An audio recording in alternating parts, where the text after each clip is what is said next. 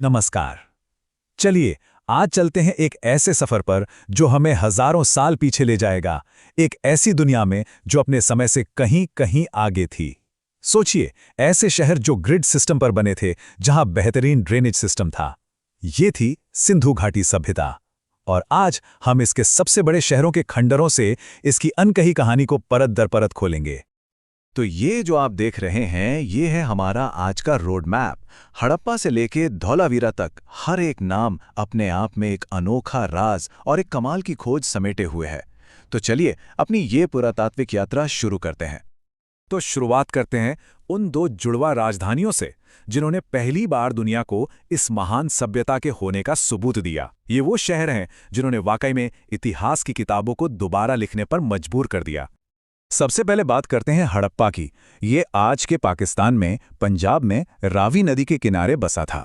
सोचिए, 1921 में जब दयाराम साहनी ने इसे खोजा तो एक पूरी की पूरी गुमनाम सभ्यता के दरवाजे खुल गए। ये वो पहली पहेली थी जिसने दुनिया भर के आर्कियोलॉजिस्ट्स को अपनी ओर खींच लिया। अब देखिए, हड़प्पा से हमें मिला क्या क्या जो उनकी दुनिया की एक झलक देता है। एक बहुत बड़ा अन्य भंडार जो बताता है कि उनका समाज कितना व्यवस्थित था। यहाँ R37 नाम का एक कब्रिस्तान भी मिला, जिससे उनके अंतिम संस्कारों के बारे में पता चलता है। और जो सबसे दिलचस्प चीज़ है, वो है एक मोहर, जिस पर एक स्त्री के गर्भ से एक पौधा उगता हुआ दिखाया गया है। शायद ये जिंदगी और उर्वरता के लिए उनके गहरे सम्मान को दिखाता है। अभी हड़प्पा की खोज को 1 साल ही हुआ था कि 1922 में राखलदास बनर्जी ने सिंधु नदी के किनारे एक और कमाल की जगह खोज निकाली, मोहनजोदड़ो, जिसका मतलब है मृतकों का टीला। इस शहर ने तो सभ्यता की शान को एक बिल्कुल नए लेवल पर पहुंचा दिया। मोहनजोदड़ो की तो बात ही कुछ और है। यहां मिला ग्रेट बाथ, एक विशाल पब्लिक स्विमिंग पूल जैसा, जो उनकी इंजीनियरिंग का एक शानदार नमूना है। जरा सोचकर देखिए, इसका इस्तेमाल शायद किसी बड़े धार्मिक या सामाजिक कार्यक्रम के लिए होता होगा। और यहीं पर हमें मिली वो मशहूर कांस की डांसिंग गर्ल की मूर्ति, जो उनकी कला का एक बेमिसाल उदाहरण है। और ये पशुपति मोहर, जिस पर एक योगी बैठे हैं, ये हमें उनकी आध्यात्मिक दुनिया की एक छोटी सी झलक देती है। तो कहानी ये है कि ये दोनों शहर भले ही अलग अलग नदियों के किनारे थे, पर ये एक ही विशाल सभ्यता के दो अलग अलग चेहरे थे। जहां हड़प्पा ने हमें उनके समाज के बारे में बताया, वहीं मोहनजोदड़ो ने उनकी शहरी शान और शौकत का प्रदर्शन किया। चलिए अब पाकिस्तान से निकलकर हम भारत में आते हैं, गुजरात के तटीय इलाकों में। देखते हैं कि कैसे इस सभ्यता ने समंदर और पानी पर अपनी महारत हासिल की थी। मिलिए लोथल से। ये गुजरात में भोगवा नदी के किनारे बसा था और सिंधु घाटी सभ्यता का एक बहुत ही अहम ट्रेडिंग हब था। 1955 में SR राव ने जब इसे खोजा तो पता चला कि ये एक हलचल भरा बंदरगाह था जो इस सभ्यता को बाकी दुनिया से जोड़ता था। अब लोथल में ऐसा क्या खास था? वो था दुनिया का सबसे पहला ज्ञात डॉकयार्ड, यानी जहाज़ों के रुकने की जगह। ये ढांचा उस जमाने की समुद्री इंजीनियरिंग का एक ऐसा नमूना है जिसका कोई जवाब नहीं। ये इस बात का पक्का सबूत है कि वो लोग समंदर के रास्ते दूर दूर तक व्यापार करते थे। डॉकयार्ड तो बस शुरुआत थी। लोथल से हमें और भी सुराग मिले, जैसे 3 युगल समाधियां, मनके यानी बीड्स बनाने की फैक्ट्रियां और हाथी दांत का बना एक पैमाना। ये सारी चीजें मिलकर एक ऐसे शहर की तस्वीर बनाती हैं जो व्यापार और उद्योग का एक बड़ा केंद्र था। गुजरात में ही एक और शहर है जो आपको हैरान कर देगा, धौलावीरा। ये कच्छ के रण में बसा था और अपने लाजवाब वाटर मैनेजमेंट के लिए जाना जाता है। इसकी खोज ने हमें दिखाया कि ये लोग मुश्किल से मुश्किल माहौल में भी जीना जानते थे। धौलावीरा का असली जादू था उनका वाटर मैनेजमेंट सिस्टम। एक सूखे रेगिस्तानी इलाके में उन्होंने बारिश की हर बूंद को बचाने के लिए चट्टानों को काट के बड़े बड़े जलाशय बनाए। सच कहूं तो ये उस जमाने का एक इंजीनियरिंग चमत्कार ही था। तो समंदर के किनारे से अब चलते हैं मैदानी इलाकों की तरफ और उन जगहों को देखते हैं जो हमें उनकी खेतीबाड़ी और रोजमर्रा की जिंदगी के बारे में बताती हैं। अब हम हैं राजस्थान में कालीबंगा में, जिसका मतलब है काली चूड़ियां। 1961 में बीबी लाल और बीके थापड़ ने इसकी खुदाई की और यहां से हमें खेती की शुरुआत और अनोखी बनावट के कुछ सबसे पुराने सबूत मिले। यहां जो मिला उसने तो खेती की पूरी कहानी ही बदल दी। दुनिया का पहला जुता हुआ खेत। यहां के घर कच्ची ईंटों से बने थे और दीवारों पर एक पुराने भूकंप के निशान भी मिले हैं। कमाल की बात तो ये है कि लगभग हर घर में अपना कुआं था। ये सारी बातें हमें उनकी रोज की जिंदगी और चुनौतियों की एक अनोखी कहानी बताती हैं। और ये मत सोचिए कि कहानी बस इन कुछ शहरों तक ही सीमित थी। ये सभ्यता बहुत बहुत बड़ी थी। जैसे हरियाणा में राखीगढ़ी, जो भारत में मिला अब तक का सबसे बड़ा स्थल है। बनावली से हमें मिट्टी का बना हल का एक मॉडल मिला। और पंजाब के रोपड़ में एक इंसान को उसके पालतू कुत्ते के साथ दफनाने का एक बहुत ही भावुक कर देने वाला सबूत भी मिला है। तो चलिए अब इस पूरी खोज की यात्रा को एक साथ जोड़कर देखते हैं और इस सभ्यता की विरासत और इसके आज भी अनसुलझे रहस्यों पर एक नजर डालते हैं। ये जो टाइमलाइन आप देख रहे हैं, ये एक सदी की मेहनत की कहानी है। ये बताती है कि इस सभ्यता के बारे में हमारी समझ रातों रात नहीं बनी। 1921 में हड़प्पा से शुरू होकर 90 के दशक में धौलावीरा तक हर एक खोज ने इस शानदार कहानी में एक नया पन्ना जोड़ा है। तो आखिर में हम कह क्या सकते हैं? यही कि सिंधु घाटी कोई मामूली सभ्यता नहीं थी। ये एक बेहद एडवांस्ड और व्यवस्थित शहरी सभ्यता थी। उनके शहर बेहतरीन तरीके से प्लान किए गए थे, वो माहिर व्यापारी थे और उनकी संस्कृति बहुत गहरी थी। ये एक ऐसी कहानी है जिसकी पहेली आज भी सुलझाई जा रही है और हर नई खोज हमें और भी हैरान कर देती है। लेकिन ये सारी बातें हमें एक बहुत बड़े और शायद सबसे अनसुलझे सवाल पे लाके खड़ा कर देती हैं। इतनी एडवांस प्लानिंग, व्यापार और टेक्नोलॉजी के बावजूद आखिर ये महान सभ्यता खत्म कैसे हो गई? ये एक ऐसा रहस्य है जो आज भी इतिहासकारों को उलझाए हुए हैं और इसका जवाब शायद आज। कभी सोचा है कि लाखों साल पहले जब शहर नहीं थे, कोई भाषा नहीं थी, तब भारत में जिंदगी कैसी होती होगी? आज हम इसी रहस्य को सुलझाने के लिए समय में एक लंबा सफर करने वाले हैं। सच में ये बहुत बड़ा सवाल है ना? लाखों साल का इतिहास, ये तो जैसे किसी समंदर को एक गिलास में भरने जैसा है। आखिर इसे कहानी की तरह समझा कैसे जाए? चलिए देखते हैं। तो इसका जवाब है एक नक्शा।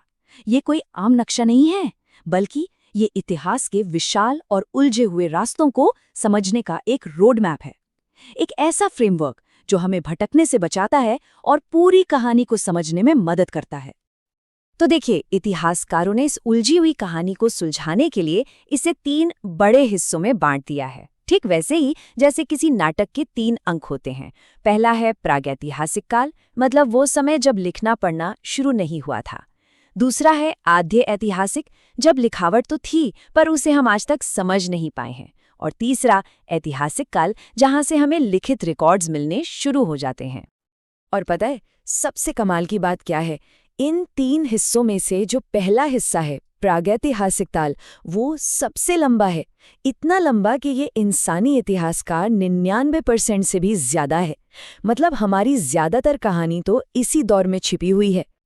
तो तैयार हैं? अपनी जासूसी वाली टोपी पहन लीजिए, क्योंकि अब हम इतिहास के इसी सबसे लंबे और रहस्यमय अध्याय की गहराई में उतरने वाले हैं। एक ऐसी दुनिया जहां कोई किताब नहीं है, सिर्फ जमीन में दबे सुराग हैं और हमें उन्हीं से पूरी कहानी बनानी है। अच्छा, ये जो प्रागैतिहासिक काल है ना, ये भी अपने आप में एक पूरी दुनिया है। तो इसे और आसानी से समझने के लिए इसे भी 3 हिस्सों में बांटा गया है। और ये बंटवारा हुआ है उस समय के औजारों के आधार पर। पुरापाषाण यानी पुराना पत्थर युग, मध्यपाषाण और नवपाषाण यानी नया पत्थर युग। तो चलिए अब हम असली जासूसों की तरह काम करते हैं। हर पुरातात्विक स्थल एक क्राइम सीन की तरह है और वहां मिली हर चीज एक सुराग है। एक ऐसा सुराग जो हमें हमारे पूर्वजों की जिंदगी की एक झलक दिखाता है। हमारी जासूसी का पहला पड़ाव हमें ले चलता है सबसे पुराने जमाने में, पुरापाषाण काल, और जगह है मध्य प्रदेश की भीमबेटका गुफाएं। सोचिए, यहाँ की चट्टानों पर हजारों साल पुराने चित्र बने हुए हैं। लेकिन ये सिर्फ तस्वीरें नहीं हैं, ये उस जमाने के इंसानों के दिमाग में झांकने की एक खिड़की है। उनकी जिंदगी, उनके डर, उनकी उम्मीदें, सब कुछ इन दीवारों पर आज भी जिंदा है। ये इंसानी सोच का सबसे पहला सबूत है। चलिए अब अपनी केस फाइल का अगला पन्ना पलटते हैं और समय में थोड़ा आगे बढ़ते हैं, मध्य पाषाण काल में। इस बार हमारी तहकीकात हमें उत्तर प्रदेश की 2 जगहों पर ले जाती है, सराय नाहर राय और महदहा। और यहाँ जो मिला वो सच में रोंगटे खड़े कर देने वाला था।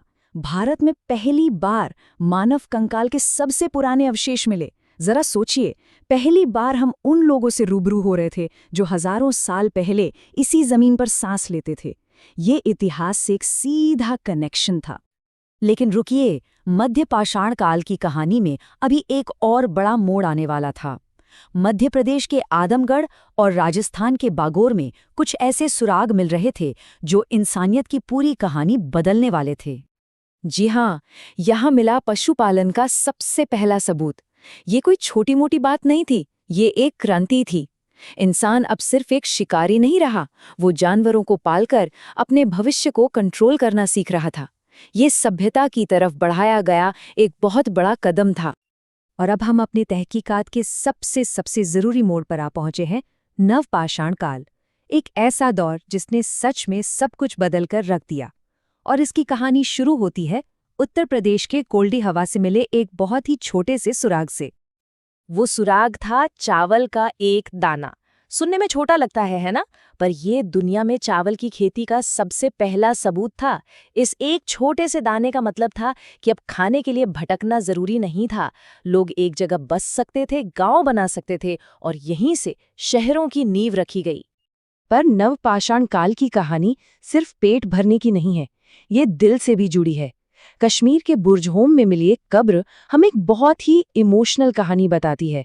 एक ऐसी कहानी जो हमें हमारे पूर्वजों के और करीब ले आती है। यहाँ एक कब्र में इंसान के साथ उसके कुत्ते को भी दफनाया गया था। ये दिखाता है कि हजारों साल पहले भी इंसानों और जानवरों के बीच एक बहुत गहरा रिश्ता था। ये सिर्फ एक खोज नहीं है, ये हमारे अतीत की भावनाओं का एक जिंदा सबूत है। और कहानी के ये टुकड़े हर जगह से जुड़ते हैं।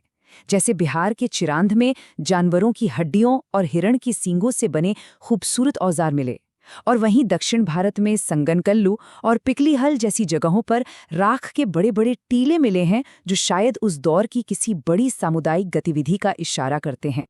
तो अगर हम इन सारे सुरागों को जोड़ें तो एक बात साफ हो जाती है, नवपाषाण काल में जो हुआ वो सिर्फ एक बदलाव नहीं था, वो एक क्रांति थी। 3 बड़े आविष्कारों ने इंसानी समाज की नींव हमेशा के लिए बदल दी। वो 3 कदम थे। पहला, कृषि का विकास, जिसने खाने की चिंता को खत्म कर दिया। दूसरा, आग का सही इस्तेमाल, जिसने हमें सुरक्षा, गर्मी और पका हुआ भोजन दिया। और तीसरा, पहिए का आविष्कार, जिसने आने वाले समय के लिए तरक्की के अनगिनत दरवाजे खोल दिए। तो ये समझना बहुत जरूरी है कि ये सिर्फ इन्वेंशंस नहीं थे, ये वो नींव के पत्थर थे जिन पर आज की हमारी पूरी सभ्यता खड़ी है। हर एक खोज ने हमारे भविष्य को एक नया आकार दिया, एक ऐसा भविष्य जिसकी शायद उस समय के लोग कल्पना भी नहीं कर सकते थे।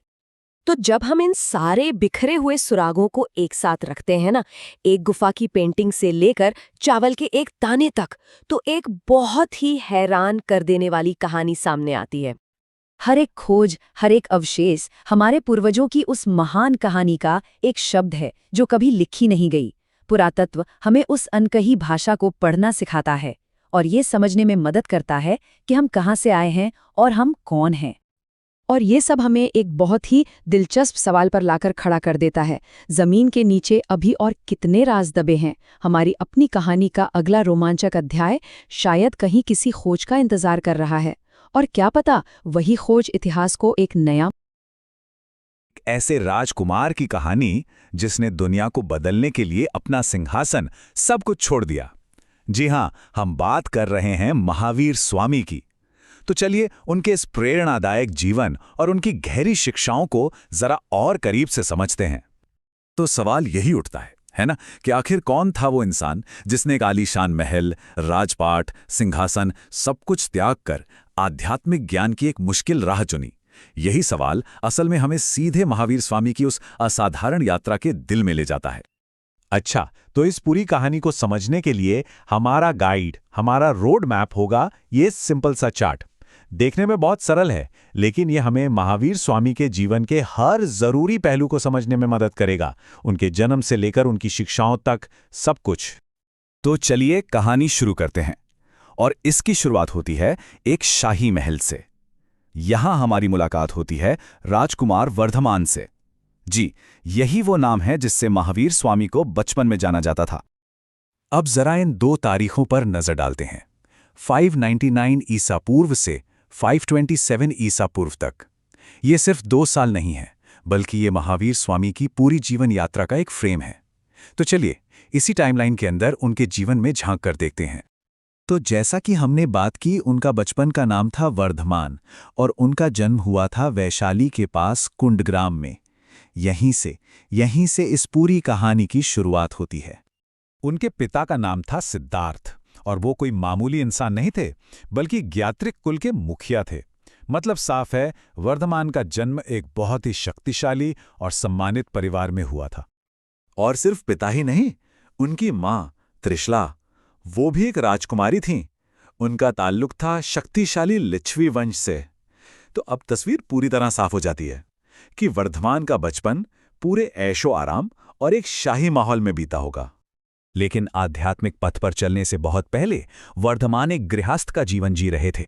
जी हां, उनका विवाह यशोदा से हुआ था और वो एक पूरा पारिवारिक जीवन बिता रहे थे। इतना ही नहीं, उनकी एक बेटी भी थी, नाम था अर्णोजा। तो ये जानना बहुत जरूरी है कि वो सिर्फ एक राजकुमार नहीं, बल्कि एक पति और एक पिता भी थे। और इसी बात से उनका आगे का त्याग और भी ज्यादा बड़ा और भी ज्यादा महत्वपूर्ण हो जाता है। लेकिन सोचिए, एक राजकुमार, एक पति, एक पिता, सब कुछ होने के बावजूद वर्धमान के मन में कहीं ना कहीं गहरे सवाल थे। जीवन का असली उद्देश्य क्या है? और बस यहीं से उनकी जिंदगी की यात्रा एक बिल्कुल नया मोड़ लेती है। परम ज्ञान की खोज का एक लंबा सफर। तो उनका लक्ष्य क्या था? उनका लक्ष्य था केवल ज्ञान को पाना। अब ये केवल ज्ञान है क्या? देखिए, जैन धर्म में ये वो अवस्था है, वो अल्टीमेट एनलाइटनमेंट है, जहां किसी इंसान को ब्रह्मांड का पूरा ज्ञान मिल जाता है और वो जन्म मरण के इस चक्कर से हमेशा के लिए आजाद हो जाता है। और फिर वो दिन आया, एक बेहद शांत जगह पर, ऋजुपालिका नदी के किनारे, एक साल के पेड़ के नीचे उन्हें वो ज्ञान हासिल हुआ। कहते हैं वही वो दिन था जब राजकुमार वर्धमान महावीर बन गए, यानी महान नायक।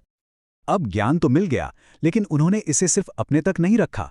उन्होंने राजगृह के पास अपना पहला उपदेश दिया। और यहां एक बहुत ही खास बात हुई। उन्होंने संस्कृत में नहीं, बल्कि प्राकृत भाषा में उपदेश दिया। प्राकृत उस वक्त आम लोगों की भाषा थी। सोचिए, ये कितना बड़ा एक तरह से क्रांतिकारी कदम था। इसने ज्ञान को सबके लिए, हर किसी के लिए सुलभ बना दिया। तो सवाल ये है कि आखिर महावीर ने दुनिया को सिखाया क्या? चलिए अब जरा उनकी शिक्षाओं के सार को, उसके मूल को समझते हैं।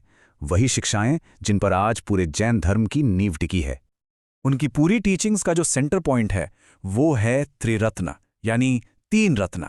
ये जो त्रिकोण है, ये असल में मोक्ष या कहें कि मुक्ति के रास्ते के 3 सबसे जरूरी पिलर्स को दिखाता है। और ये तीनों रत्न एक दूसरे से पूरी तरह जुड़े हुए हैं। पहला है सम्यक दर्शन, मतलब सही विश्वास। दूसरा सम्यक ज्ञान, यानी सही नॉलेज। और तीसरा सम्यक आचरण, मतलब सही बर्ताव या कंडक्ट। और लॉजिक बहुत सिंपल है, जब तक सही विश्वास नहीं होगा, सही ज्ञान नहीं मिल सकता। और जब तक सही ज्ञान नहीं होगा, तब तक सही आचरण कैसे हो सकता है? तो अब सवाल उठता है कि ये सही आचरण आखिर है क्या? इसका मतलब क्या है? वेल, इसका जवाब हमें मिलता है पंच महाव्रत में, यानी 5 महान प्रतिज्ञाओं में। हमारे चार्ट में ये जो पेंटागन है, ये उन्हीं को दिखाता है। ये 5 प्रतिज्ञाएं कौन सी हैं? ये हैं अहिंसा, यानी नॉन वायलेंस। सत्य, यानी हमेशा सच बोलना। अस्तेय, मतलब चोरी न करना। ब्रह्मचर्य, यानी चैस्टिटी। और अपरिग्रह, यानी जरूरत से ज्यादा चीजें जमा न करना। लेकिन इन सब में जो सबसे ऊपर है, सबसे महत्वपूर्ण, वो है अहिंसा। और अहिंसा का मतलब सिर्फ किसी को मारना पीटना नहीं है, बल्कि अपने मन से, अपनी बातों से और अपने कामों से किसी भी जीव को तकलीफ न पहुंचाना। देखिए, हर जीवन का अंत होता ही है, लेकिन कुछ लोगों की विरासत, उनकी लेगेसी हमेशा जिंदा रहती है। तो चलिए अब महावीर के जीवन के आखिरी पड़ाव और उनकी उस अमर विरासत पर एक नजर डालते हैं। तो साल था 527 ईसा पूर्व। 72 साल की उम्र में महावीर स्वामी ने निर्वाण प्राप्त किया। इसका मतलब है कि वो जन्म और मृत्यु के इस साइकिल से, इस चक्र से हमेशा हमेशा के लिए आजाद हो गए। उन्होंने पावा में निर्वाण प्राप्त किया था, मल्ल गणराज्य के राजा सस्तीपाल के महल में। और यहीं पर उनकी वो असाधारण जीवन यात्रा पूरी हुई, उसका समापन हुआ।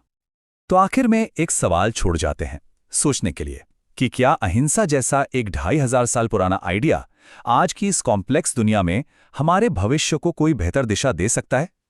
महावीर की शिक्षाएं आज भी हमारे लिए कितनी प्रासंगिक। नमस्कार, आज बात करते हैं एक बहुत ही पुराने और दिलचस्प दर्शन की, जैन धर्म की। इसको हम एक कहानी की तरह नहीं बल्कि एक नक्शे की तरह देखेंगे। मतलब हम इसकी बनावट, इसके विश्वास और इसके इतिहास को एक एक करके परत दर परत खोलेंगे। तो चलिए शुरू करते हैं।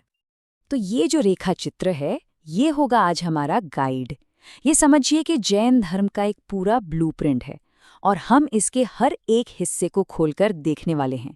जब तक हम इसे पूरा समझेंगे, इस दर्शन की एक बहुत ही साफ तस्वीर हमारे सामने आ जाएगी। तो चलिए शुरू करते हैं इस डायग्राम के सबसे ऊपर वाले हिस्से से। यहाँ हमें पता चलता है कि जैन समुदाय असल में बना कैसे है और देखते ही साफ हो जाता है कि ये दो मुख्य रास्तों में बटा हुआ है। जैन धर्म में जो सबसे बड़ा बंटवारा है वो श्वेतांबर और दिगंबर परंपराओं के बीच का है। श्वेतांबर जो हैं वो स्थूल भद्र के अनुयायी हैं और दिगंबर भद्रबाहु के। और मजे की बात यह है कि इनके नामों का मतलब इनके कपड़ों से जुड़ा है। श्वेतांबर का मतलब है सफेद कपड़े पहनने वाले और दिगंबर का आकाश को ही अपने वस्त्र मानने वाले। लेकिन इनके बीच जो मतभेद हैं वो कपड़ों से कहीं ज्यादा गहरे हैं। जैसे मोक्ष और पवित्र ग्रंथों को लेकर इनके विचार भी अलग अलग हैं। और बात यहीं खत्म नहीं होती। इन दो मुख्य शाखाओं के अंदर भी कई उपसंप्रदाय बने। श्वेतांबरों में डेरावासी और स्थानकवासी हैं, दिगंबरों में 20पंथी, 13पंथी और भी कहीं हैं। ये दिखाता है कि कैसे एक ही दर्शन को समय के साथ कितने अलग अलग तरीकों से समझा और अपनाया जा सकता है। चलिए अब आते हैं इस डायग्राम के बिल्कुल सेंटर में, जो असल में जैन धर्म का दिल है। ये वो 4 बुनियादी मान्यताएं हैं जिन पर इस पूरे दर्शन की नींव रखी हुई है।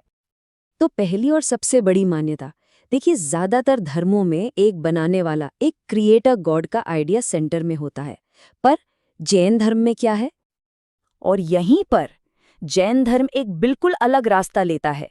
ये एक बनाने वाले ईश्वर के विचार को साफ साफ खारिज करता है। जैन नजरिए में ये दुनिया, ये ब्रह्मांड हमेशा से है, इसे किसी ने बनाया नहीं, ये अपने ही कुदरती नियमों पर चलता है। तो सवाल ये उठता है कि अगर कोई क्रिएटर नहीं है तो फिर क्या है?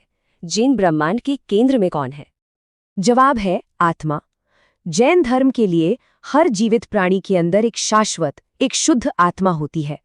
और जैन धर्म का पूरा लक्ष्य ही यही है कि उस आत्मा को इस भौतिक दुनिया के बंधनों से आजाद कराया जाए। ठीक है, तो आत्मा है, लेकिन अगर कोई भगवान नहीं है जो रास्ता दिखाए, तो इस आत्मा की यात्रा को कौन कंट्रोल करता है? वो कौन से नियम हैं जो तय करते हैं कि आत्मा एक जीवन से दूसरे जीवन में कैसे जाती है? और यहीं पर एंट्री होती है कर्म के कॉन्सेप्ट की। जैन धर्म पुनर्जन्म और कर्म में बहुत गहरा विश्वास रखता है। लेकिन यहाँ एक दिलचस्प बात है, जैन धर्म में कर्म सिर्फ एक सोच या कॉन्सेप्ट नहीं है। इसे एक तरह का बहुत ही सूक्ष्म फिजिकल पदार्थ माना जाता है जो हमारे कामों की वजह से आत्मा से चिपक जाता है। हमारा हर विचार, हर शब्द और हर काम इन कर्म कणों को अपनी तरफ खींचता है और यही हमारा भविष्य तय करते हैं। और परम लक्ष्य क्या है? इन्हीं कर्मों के बोझ से खुद को साफ करना। चलिए अब बात करते हैं आखिरी कोर बिलीफ की। भारत में कई दर्शन वेदों को एक बहुत ही महत्वपूर्ण ग्रंथ मानते हैं। तो इस बारे में जैन धर्म का क्या नजरिया है? जैन धर्म ये नहीं मानता कि वेद अपौरुषेय हैं। मतलब वो ये नहीं मानते कि इन्हें किसी इंसान ने नहीं लिखा या ये कोई डिवाइन क्रिएशन है। ये एक बहुत बड़ा फर्क है, क्योंकि कई दूसरे भारतीय दर्शन वेदों को ही आखिरी सच मानते हैं। इसे नकार कर जैन धर्म अपनी एक अलग दार्शनिक पहचान बनाता है। ठीक है, तो हमने स्ट्रक्चर देख लिया, फिलॉसफी समझ ली। अब आते हैं हमारे डायग्राम के आखिरी हिस्से पर। ये ज्ञान सदियों तक जिंदा कैसे रहा? चलिए उन खास पलों को देखते हैं जब इस परंपरा को आधिकारिक तौर पर एक शक्ल दी गई। जैन इतिहास में 2 बहुत ही महत्वपूर्ण बैठकें हुई जिन्हें संगीतियां कहते हैं। लेकिन सबसे हैरान करने वाली बात पता है क्या है? इनके बीच 800 साल का गैप था। पहली हुई 300 ईसा पूर्व में और दूसरी 512 ईस्वी में। जरा सोचिए, इन 2 घटनाओं के बीच कितनी पीढ़ियां गुजर गई होंगी। ये बात इनके ऐतिहासिक महत्व को और भी बढ़ा देती है। ये टेबल हमें पूरी डिटेल देती है। पहली संगीति पाटलिपुत्र में स्थूलभद्र की अध्यक्षता में हुई और दूसरी 800 साल बाद वल्लभी में देवर्धि गण की अध्यक्षता में। उनका मिशन बहुत जरूरी था। समय के साथ खो गए या बिखरे हुए जैन धर्म ग्रंथों को इकट्ठा करना, उन्हें व्यवस्थित करना और उन्हें बचाकर रखना। एक तरह से वे परंपरा के संरक्षक थे। और बस इसी तरह हमने सिर्फ एक डायग्राम की मदद से जैन धर्म के पूरे ढांचे की यात्रा कर ली है। हमने देखा कि समुदाय कैसे बटा हुआ है, हमने इसके 4 मुख्य विश्वासों को समझा और हमने उन ऐतिहासिक संगीतियों के बारे में जाना जिन्होंने इसके ज्ञान को सहेज कर रखा है ना, किसी जटिल विषय को समझने का एक शानदार तरीका। तो चलिए इस एक सवाल के साथ इसे खत्म करते हैं। जब कोई फिलॉसफी क्रिएटर की जगह आत्मा को सबसे ऊपर रखती है तो वो जिंदगी को देखने का नजरिया कैसे बदल देती है? एक ऐसी दुनिया में जीने का क्या मतलब है जहां आखिरी जिम्मेदारी हर इंसान के खुद अपनी आत्मा को मुक्त करने की है? ये एक बहुत गहरा सवाल है जिस पर सोचा जाना। करोड़ों लोगों को रास्ता दिखा रही हैं। जी हाँ, हम बात कर रहे हैं बौद्ध धर्म के संस्थापक गौतम बुद्ध की। हम आज जो भी बातें करेंगे वो सारी जानकारी इसी स्रोत दस्तावेज से ली गई है, ताकि हम उनके जीवन के हर अहम पहलू को ठीक से समझ सकें। तो सवाल ये उठता है कि आखिर वो कौन थे? एक राजकुमार जिसके पास दुनिया की हर सुख सुविधा थी, या एक तपस्वी जिसने सच को जानने के लिए सब कुछ छोड़ दिया, या फिर वो गुरु जिन्होंने दुनिया को दुखों से बाहर निकलने का एक नया रास्ता दिखाया? चलिए उनके इस असाधारण सफर को और करीब से जानते हैं। तो कहानी शुरू होती है एक महल से, एक ऐसे राजकुमार की कहानी जो दुनिया के दुख दर्द से पूरी तरह बेखबर था। उस वक्त वो बुद्ध नहीं थे, वो थे राजकुमार सिद्धार्थ। सबसे पहले चलिए एक नज़र डालते हैं उनके जीवन काल पर। उनका जन्म हुआ 563 ईसा पूर्व में और उनका महापरिनिर्वाण यानी उनकी मृत्यु हुई 483 ईसा पूर्व में। मतलब उन्होंने करीब 80 साल इस धरती पर बिताए। जैसा कि हमने कहा, बुद्ध बनने से पहले उनका नाम था सिद्धार्थ। यही उनकी पहली पहचान थी, एक राजकुमार की पहचान। उनका जन्म कहाँ हुआ था? लुम्बिनी में। ये जगह आज के नेपाल में पड़ती है। और हाँ, आज ये दुनिया भर के बौद्धों के लिए एक बहुत ही पवित्र तीर्थ स्थल है। वो कोई आम इंसान नहीं थे, एक राजघराने में पैदा हुए थे। उनके पिता शुद्धोधन शाक्य गण के प्रधान थे और उनकी माँ थी मायादेवी, जो कोल्ये वंश से थीं। लेकिन दुख की बात ये थी कि उनके जन्म के कुछ ही दिन बाद उनकी माँ गुजर गईं, तो उनकी परवरिश उनकी मौसी प्रजापति गौतमी ने की। सिर्फ राजघराना ही नहीं, उनका अपना एक बसा बसाया परिवार भी था। उनकी पत्नी थी यशोधरा और उनका एक बेटा भी हुआ जिसका नाम रखा गया राहुल। तो देखिए, बाहर से तो सब कुछ परफेक्ट था, एक मुकम्मल जिंदगी। पर सिद्धार्थ के मन में कुछ गहरे सवाल थे जिनका जवाब उन्हें महल की 4 दीवारी में नहीं मिल रहा था। और बस यहीं से उनकी जिंदगी ने एक ऐसा मोड़ लिया जिसने सब कुछ बदल दिया। ये वो सफर था जो राजकुमार सिद्धार्थ को बुद्ध बनाने वाला था, सत्य की खोज का सफर। कई साल लगे, बहुत कठोर तपस्या की, और फिर आखिर वो घड़ी आई। उन्हें ज्ञान मिला उरुवेला नाम की जगह पर, जिसे आज हम सब बोध गया कहते हैं। ये हुआ था निरंजना नदी के किनारे एक पीपल के पेड़ के नीचे, वही पेड़ जिसे आज हम बोधि वृक्ष के नाम से जानते हैं। तो ज्ञान मिलने के बाद ही वो बुद्ध कहलाए। बुद्ध का मतलब है जिसे ज्ञान हो गया हो, जो जाग गया हो। लेकिन कमाल की बात यह है कि उन्होंने ये ज्ञान सिर्फ अपने पास नहीं रखा, उन्होंने इसे दुनिया के साथ बांटने का फैसला किया। और यहीं से शुरू हुआ धर्म चक्र प्रवर्तन, मतलब धर्म के पहिए का चलना। तो उन्होंने अपना सबसे पहला उपदेश कहाँ दिया? ये उन्होंने दिया सारनाथ में, मृगदाव नाम की जगह पर। यही वो ऐतिहासिक पल था जब बौद्ध धर्म की नींव रखी गई। और एक बहुत ही दिलचस्प बात है, उन्होंने अपने उपदेश किस भाषा में दिए? पाली में। अब जरा सोचिए, उस जमाने में धर्म ज्ञान की बड़ी भाषा संस्कृत थी, जो हर कोई नहीं समझता था। लेकिन बुद्ध ने आम लोगों की भाषा पाली को चुना। इससे साफ पता चलता है कि उनका संदेश हर एक इंसान के लिए था। बुद्ध ने सिर्फ उपदेश ही नहीं दिए, वो जानते थे कि उनके बाद भी ये शिक्षाएं जिंदा रहनी चाहिए। इसीलिए उन्होंने संघ की स्थापना की, एक ऐसा संगठन जो उनकी शिक्षाओं को आगे बढ़ाए, और वो अपनी जिंदगी के आखिर तक लोगों को रास्ता दिखाते रहे। और उनकी सोच कितनी आगे की थी, इसका एक बहुत बड़ा सबूत है बौद्ध संघ में शामिल होने वाली पहली महिला। कौन थी? कोई और नहीं बल्कि उनकी अपनी मौसी, जिन्होंने उन्हें पाला था, प्रजापति गौतमी। उस जमाने के हिसाब से ये एक बहुत बड़ी, एक क्रांतिकारी बात थी। और फिर 80 साल की उम्र में मल्लों की राजधानी कुशीनगर में उन्होंने अपनी आखिरी सांस ली। बौद्ध धर्म में इस घटना को महापरिनिर्वाण कहते हैं, यानी परम मुक्ति। तो आखिर में ये सवाल बचता है, सोचिए, एक राजकुमार जिसके पास सब कुछ था, वो सब कुछ छोड़कर सच की तलाश में निकल पड़ता है, और जब उसे वो सच मिलता है तो वो उसे पूरी दुनिया में बांट देता है। ये कहानी आज भी हजारों साल बाद इतनी प्रासंगिक भी सोचा है, एक ऐसी फिलॉसफी जो हजारों साल पुरानी है लेकिन आज भी दुनिया भर में करोड़ों लोगों की जिंदगी का हिस्सा है। जी हां, हम बात कर रहे हैं बौद्ध धर्म की। आज हम इसके कोड को क्रैक करेंगे और इसके जो सबसे जरूरी कॉन्सेप्ट्स हैं उन्हें बिल्कुल आसान भाषा में समझेंगे। तो आज का हमारा रोड मैप क्या है? सबसे पहले हम बुद्ध के जीवन से जुड़े सिंबल्स को देखेंगे, फिर बात करेंगे त्रिपिटक की, यानी बौद्ध ग्रंथों की। उसके बाद बौद्ध धर्म की जो असली फिलॉसफी है उसे समझेंगे, और आखिर में उन 4 ऐतिहासिक काउंसिल्स पर नजर डालेंगे जिन्होंने इस धर्म को एक शक्ल दी। तो चलिए शुरू करते हैं पहले टॉपिक से।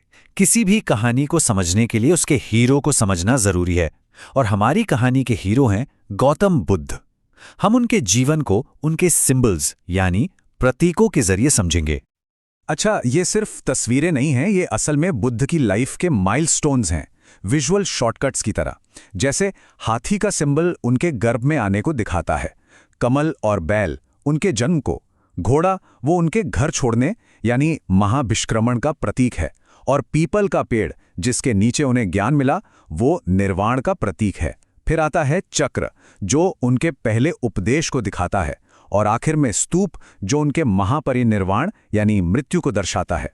हर सिंबल के पीछे एक पूरी कहानी है। तो बुद्ध के जीवन की कहानी सिंबल्स के जरिए समझने के बाद अब हम चलते हैं उनके शब्दों की तरफ, मतलब उनकी टीचिंग्स की तरफ। ये सारी टीचिंग्स जहां संभाल कर रखी गई हैं उसे कहते हैं त्रिपिटक। और इसका नाम भी बड़ा इंटरेस्टिंग है, त्रिपिटक। त्रि मतलब 3 और पिटक मतलब टोकरी, तो इसका मतलब हुआ 3 टोकरियां। ये नाम इसलिए है क्योंकि बुद्ध के महापरिनिर्वाण के बाद उनकी सारी शिक्षाओं को 3 हिस्सों में बांटकर कंपाइल किया गया था, ताकि वो आने वाली पीढ़ियों तक सही सलामत पहुंच सकें। तो ये 3 टोकरियां कौन सी हैं? पहली है सुत्त पिटक, इसे आनंद ने कंपाइल किया था और इसमें बुद्ध के उपदेश हैं।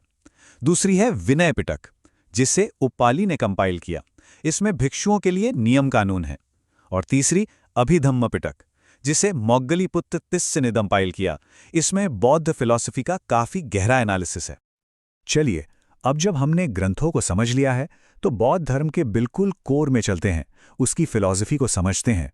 ये फिलॉसफी असल में जीवन की सबसे बड़ी प्रॉब्लम यानी दुख और उसके सॉल्यूशन के बारे में है। इस फिलॉसफी का जो फाउंडेशन है वो 3 चीजों पर टिका है, जिन्हें त्रिरत्न या 3 रत्न कहा जाता है। वो है बुद्ध यानी खुद गुरु, धम्म यानी उनकी टीचिंग्स, और संघ यानी उन टीचिंग्स को फॉलो करने वाली कम्युनिटी। अब आते हैं उस हिस्से पर जो बुद्ध की टीचिंग्स का निचोड़ है, 4 आर्य सत्य। इसे आप एक डॉक्टर के डायग्नोसिस की तरह समझिए। स्टेप 1 दुख है, मतलब प्रॉब्लम को पहचानना। स्टेप 2 दुख का कारण है, जिसे दुख समुदाय कहते हैं, मतलब प्रॉब्लम क्यों है ये जानना। स्टेप 3 दुख निरोध, यानी एक अच्छी खबर है कि इस प्रॉब्लम को खत्म किया जा सकता है। और स्टेप 4 दुख निरोधगामिनी प्रतिपदा, यानी उस प्रॉब्लम को खत्म करने का एक रास्ता भी है। तो जाहिर है अगला सवाल यही होगा कि आखिर वो रास्ता है क्या जिससे दुख से छुटकारा मिल सकता है? इसका जवाब है अष्टांगिक मार्ग। ये कोई कॉम्प्लिकेटेड या रहस्यमयी चीज नहीं है, बल्कि एक बहुत ही प्रैक्टिकल 8 हिस्सों वाला रास्ता है जो दुख को खत्म करने का तरीका बताता है। तो ये 8 रास्ते हैं: सम्यक दृष्टि, सम्यक संकल्प, सम्यक वाक, सम्यक कर्मांत, सम्यक आजीव, सम्यक व्यायाम, सम्यक स्मृति और सम्यक समाधि। देखिए, ये 8 चीजें मिलकर हमारी सोच, हमारी बातें, हमारे काम, यहां तक कि हमारे जीने के तरीके को भी सही डायरेक्शन देती हैं। ये एक पूरा गाइड है, एक बैलेंस्ड और एथिकल लाइफ के लिए। तो अब तक हमने व्यक्ति, ग्रंथ और फिलॉसफी की बात की। आप थोड़ा जूम आउट करते हैं और देखते हैं कि ये पूरा मूवमेंट एक ऑर्गेनाइज्ड धर्म कैसे बना, और ये हुआ 4 बहुत ही जरूरी बौद्ध संगीतियों यानी बुद्धिस्ट काउंसिल्स के जरिए। ये काउंसिल सिर्फ मीटिंग्स नहीं थी, ये बौद्ध धर्म के इतिहास में टर्निंग पॉइंट्स थे। जैसा कि हम देख सकते हैं, पहली काउंसिल 483 ईसा पूर्व में राजगृह में हुई अजातशत्रु के टाइम में, दूसरी 383 ईसा पूर्व में वैशाली में कालाशोक के समय, तीसरी हुई पाटलिपुत्र में 247 ईसा पूर्व में सम्राट अशोक के संरक्षण में, और चौथी हुई पहली सदी में कुंडलवन में कनिष्क के शासन में। इन्हीं काउंसिल्स में टीचिंग्स को दोहराया गया, उन पर जो मतभेद थे उन्हें सुलझाया गया और ग्रंथों को फाइनल शक्ल दी गई। तो असल में इन्हीं काउंसिल्स ने बुद्ध की पर्सनल एनलाइटमेंट की जर्नी को एक ग्लोबल रिलीजन में बदलने का काम किया, एक ऐसा धर्म जो पूरी दुनिया में फैल गया और जिसने करोड़ों लोगों को प्रभावित किया। तो एक तरह से आज हमने बौद्ध धर्म के 4 पिलर्स को समझा है। पहला, सिंबल्स जो उनकी कहानी बताते हैं। दूसरा, ग्रंथ यानी त्रिपिटक जिनमें उनकी टीचिंग्स हैं। तीसरा, फिलॉसफी यानी दुख से मुक्ति का रास्ता। और चौथा, इतिहास यानी वो काउंसिल्स जिसने इसे एक धर्म का रूप दिया। तो आखिर में एक सवाल हमारे सामने आता है, इन 4 पिलर्स में से सिंबल्स, ग्रंथ, फिलॉसफी और इतिहास आज बौद्ध धर्म को समझने के लिए सबसे मजबूत नींव कौन सी है? क्या वो कहानी है, या ग्रंथ, या फिलॉसफी, या फिर वो सिस्टम जिसने इसे फैलाया? सोच। चलिए एक सफर पर चलते हैं, वक्त में पीछे, उस प्राचीन भारत में जिसका नक्शा आज से बिल्कुल अलग था। तो सबसे पहला और सबसे जरूरी सवाल, आज से लगभग 2600 साल पहले भारत का पॉलिटिकल मैप आखिर दिखता कैसा था? और इसी सवाल का जवाब हमें सीधे ले जाता है प्राचीन भारत के एक बहुत ही रोमांचक दौर में। वो दौर था महाजनपदों के उदय का। समझे, 6ठी शताब्दी ईसा पूर्व के आसपास ना एक बहुत बड़ा बदलाव आया। जो छोटे छोटे इलाके जनपद कहलाते थे, वो धीरे धीरे बड़े और ताकतवर राज्यों में बदलने लगे। ये एक जबरदस्त छलांग थी, मतलब छोटे मोटे कबीलों से उठकर बड़े संगठित साम्राज्यों की तरफ। और इन्हीं ताकतवर राज्यों को एक खास नाम मिला, महाजनपद। ये एक संस्कृत शब्द है जिसका सीधा सा मतलब है महान क्षेत्र या महान साम्राज्य। और यही हमारी आज की कहानी के हीरो हैं। तो फर्क साफ है ना? एक तरफ थे जनपद यानी छोटे छोटे कबायली इलाके, और दूसरी तरफ थे महाजनपद जो उनसे कहीं ज्यादा बड़े और कहीं ज्यादा शक्तिशाली राज्य थे। लेकिन सवाल ये उठता है कि हमें इन महान साम्राज्यों के बारे में ये सब पता कैसे चला? तो चलिए अब जरा इतिहास के पन्नों में छिपे सबूतों पर नजर डालते हैं। देखिए, हमारी ज्यादातर जानकारी का आधार मुख्य रूप से 2 प्राचीन ग्रंथ हैं, सिर्फ 2। वो 2 ग्रंथ हैं, एक बौद्ध ग्रंथ अंगुत्तर निकाय और दूसरा जैन ग्रंथ भगवती सूत्र। और कमाल की बात देखिए, इन्हीं पुरानी किताबों में हमें उन महाजनपदों की पूरी लिस्ट मिलती है जो हमारे ज्ञान की बुनियाद है। तो फिर देर किस बात की? चलिए अब उस प्राचीन नक्शे को खोलते हैं और इन 16 महाशक्तियों से एक एक करके मिलते हैं। और सबसे दिलचस्प बात जानते हैं क्या है? ये दोनों ग्रंथ जो कि अलग अलग परंपराओं के हैं, एक ही गिनती पर आकर रुकते हैं, 16।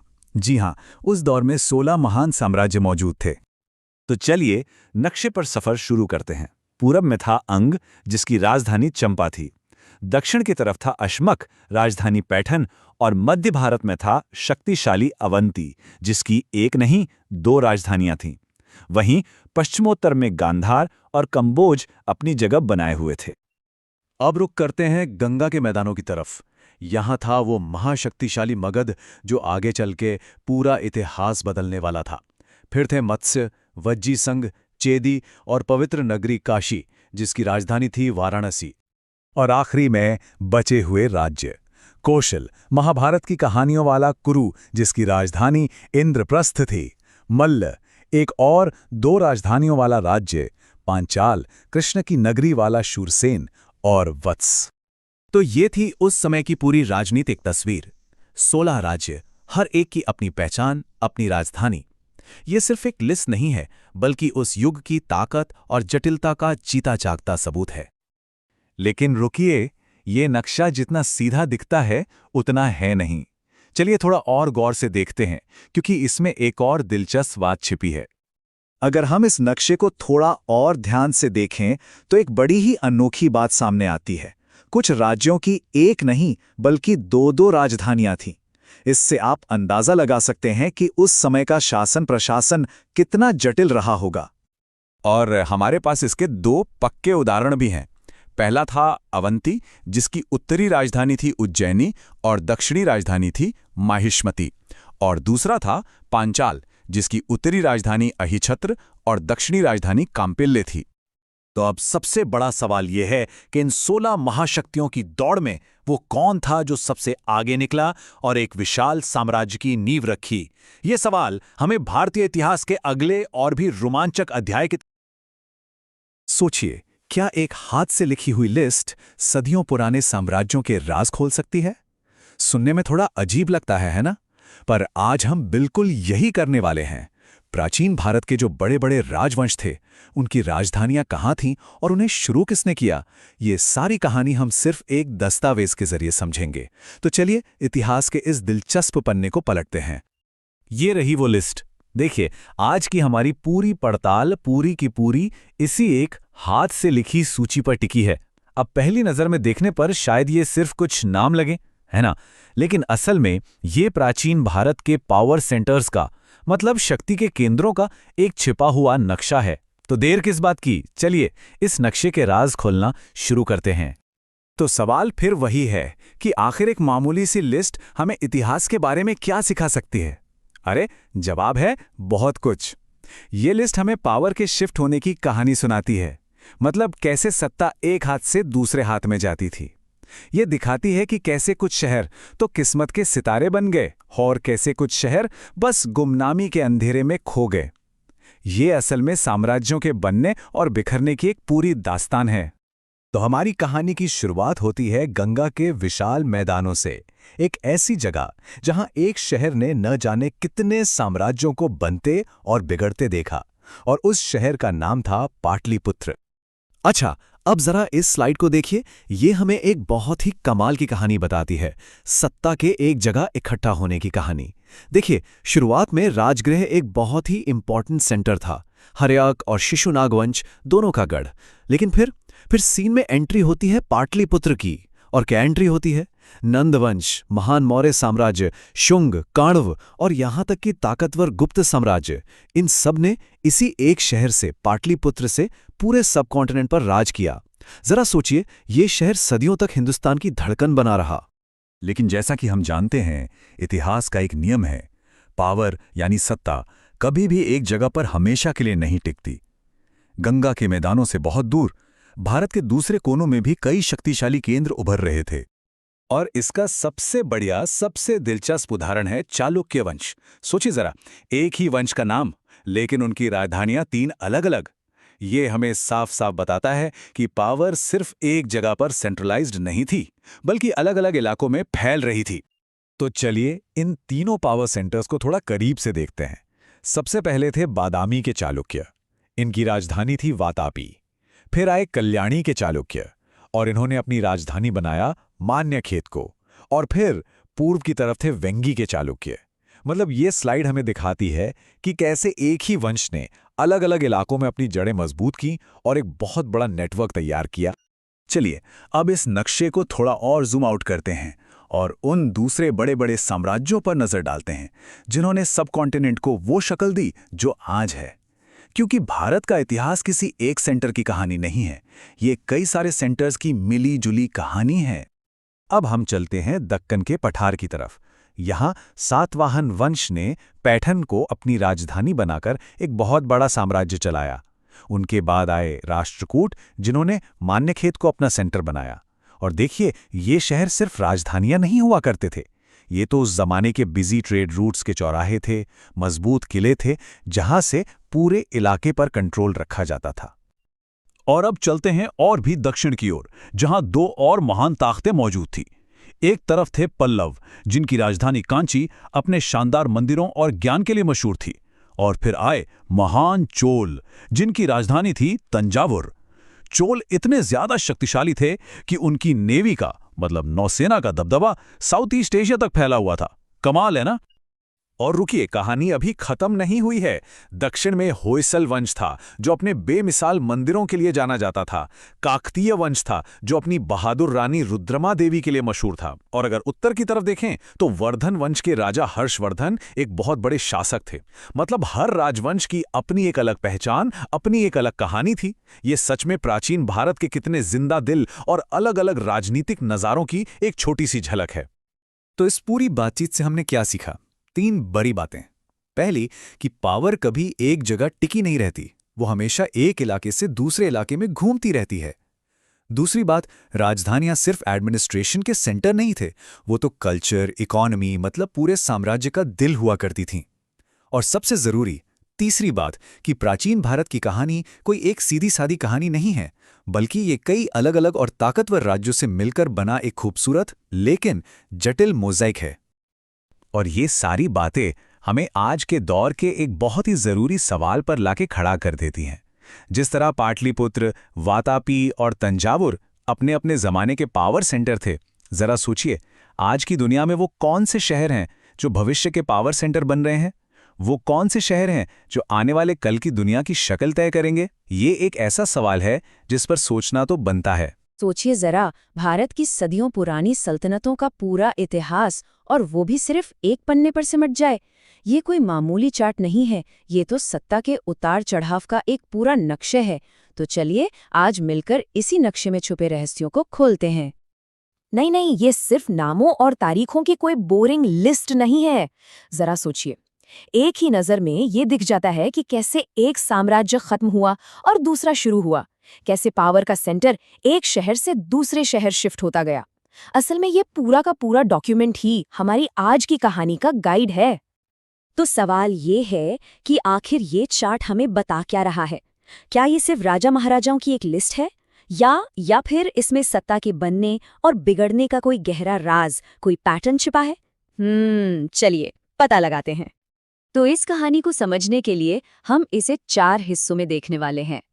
पहले बात करेंगे रीजनल किंगडम्स की, फिर दिल्ली सल्तनत के दौर की, उसके बाद मुगलों के आगमन को समझेंगे, और आखिर में देखेंगे कि इन सब साम्राज्यों में क्या पैटर्न था। तो चलिए कहानी शुरू करते हैं उस दौर से जब भारत पर किसी एक ताकत का राज नहीं था, बल्कि ये कई शक्तिशाली राज्यों में बटा हुआ था। मतलब हर कोई अपने अपने इलाके का बादशाह था। कोई एक सेंट्रल पावर जैसे दिल्ली नहीं थी जो सबको कंट्रोल करे। गुर्जर प्रतिहार, पाल, चंदेल, चौहान, ये सिर्फ नाम नहीं है, ये सब अपने आप में बड़ी ताकतें थीं। सबका अपना कल्चर था, अपनी फौज थी और अपनी अपनी एम्बिशंस थीं। तो जाहिर है सत्ता के लिए लगातार खींचतान चलती रहती थी। इसी वजह से उस वक्त का जो पॉलिटिकल सीन था वो बहुत ही, कह सकते हैं, डायनामिक और दिलचस्प था। चलो अब इस चार्ट पर थोड़ा जूम इन करते हैं। ये देखिए, गुर्जर प्रतिहार वंश। फाउंडर कौन? नाग भट्ट प्रथम। राजधानी भीनमाल। बस इस एक लाइन से ही उस दौर की एक तस्वीर साफ हो जाती है कि पावर जो थी वो लोकल थी और हर राज्य की अपनी एक अलग पहचान थी। और फिर कहानी में एक बड़ा ट्विस्ट आता है। अब पावर बिखरी भी नहीं है, सारी ताकत सिमटकर एक शहर में आ जाती है, दिल्ली। और यहीं से शुरू होती है दिल्ली सल्तनत की जबरदस्त कहानी। 5 अलग अलग डायनेस्टीज, लेकिन राजधानी सिर्फ एक, दिल्ली। ये कोई मामूली बात नहीं है। इसी दौर ने दिल्ली को वो पावर सेंटर बनाया जिसका असर, जिसकी गूंज आज तक महसूस होती है। तो यहाँ साफ साफ दिख रहा है कि सत्ता कैसे एक वंश से दूसरे वंश के पास गई। गुलाम वंश ने, कह सकते हैं, फाउंडेशन रखी, खिलजी आए, उन्होंने साम्राज्य को फैलाया, फिर तुगलकों ने उसे और आगे बढ़ाया। लेकिन एक चीज कॉमन रही, पावर का सेंटर हमेशा हमेशा दिल्ली ही रहा। अब जरा इस छोटी सी पर बहुत इंटरेस्टिंग डिटेल पर ध्यान दीजिए। देखिए, फाउंडर का नाम लिखा है कुतुबुद्दीन ऐबक, लेकिन ब्रैकेट में क्या लिखा है? वास्तविक संस्थापक इल्तुतमिश। कमाल है ना? इसका मतलब सीधा है, एक ने शायद शुरू किया, पर असली मजबूत सल्तनत किसी और ने खड़ी की। इतिहास कभी भी इतना सीधा साधा नहीं होता जैसा दिखता है। और जैसा कि होता है, एक कहानी का अंत दूसरी की शुरुआत होता है। दिल्ली सल्तनत का दौर अब खत्म हो रहा था और क्षितिज पर एक नए, कहीं ज्यादा बड़े और ताकतवर साम्राज्य का सूरज उग रहा था। मुगल साम्राज्य। ये स्लाइड बिल्कुल एक ट्रांजिशन की तरह है। एक तरफ लोधी वंश का राज दिल्ली में खत्म हो रहा है, तो दूसरी तरफ बाबर आगरा को अपना सेंटर बनाकर एक बिल्कुल नए साम्राज्य की नींव डाल रहा है। देखिए, शहर बदला, शासक बदले और इसी के साथ पूरा इतिहास ही बदल गया। तो ये चेंज आया कैसे? हुआ ये कि दिल्ली में लोधी वंश अब कमजोर पड़ रहा था और ठीक उसी वक्त बाबर ने इस सिस्टम को चैलेंज किया और आगरा में एक ऐसे एम्पायर की बुनियाद रखी जो आने वाली कई सदियों तक हिंदुस्तान की पहचान बना। अच्छा, एक और इंटरेस्टिंग बात जो इस चार्ट से पता चलती है, मुगलों की कोई एक परमानेंट राजधानी नहीं थी। पावर सेंटर आगरा, दिल्ली और फतेहपुर सीकरी के बीच घूमता रहा। इससे क्या पता चलता है? यही कि ये एम्पायर कितना डायनामिक था और हर बादशाह अपनी एक अलग छाप छोड़ना चाहता था। तो इन सारे नामों, वंशों और तारीखों के पीछे की बड़ी पिक्चर क्या है? आखिर ये चार्ट हमें क्या सिखाता है? ये सिर्फ जानकारी का एक टुकड़ा नहीं है, ये हमें इतिहास का एक ऐसा पैटर्न दिखा रहा है जो बार बार खुद को दोहराता है। अगर हम इसे कहानी की तरह देखें तो इसके 3 एक्ट हैं।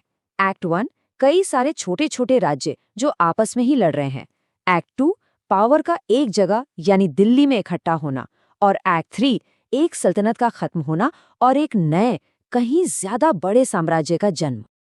तो आखिरी सवाल ये उठता है, ये चार्ट हमें दिखाता है कि बादशाह बदलते हैं, साम्राज्य आते जाते रहते हैं, लेकिन पावर का जो खेल है उसका पैटर्न नहीं बदलता। सेंट्रलाइजेशन, फिर संघर्ष और फिर बदलाव। ये साइकिल सदियों से चल रहा है। और सोचने वाली बात ये, कभी सोचा है कि कोई साम्राज्य 300 से भी ज्यादा सालों तक कैसे चल सकता है? आज हम बात करेंगे शक्तिशाली दिल्ली सल्तनत की, उस एडमिनिस्ट्रेटिव मशीनरी के बारे में, उस नींव के बारे में जिसने इसे सदियों तक मजबूती से खड़ा रखा। देखिए, ये कहानी सिर्फ राजाओं और उनकी लड़ाइयों की नहीं है। ये कहानी है एक सिस्टम की, एक बहुत ही कॉम्प्लेक्स पजल की, जिसने इतने बड़े साम्राज्य को एक साथ बांध कर रखा। तो सवाल यही है कि इतनी लंबी हुकूमत की नींव आखिर रखी कैसे गई? चलिए इसी गुत्थी को सुलझाने की कोशिश करते हैं। तो सबसे पहले जरा इसके स्केल को समझते हैं कि यह साम्राज्य कितना बड़ा था और कितने वक्त तक चला।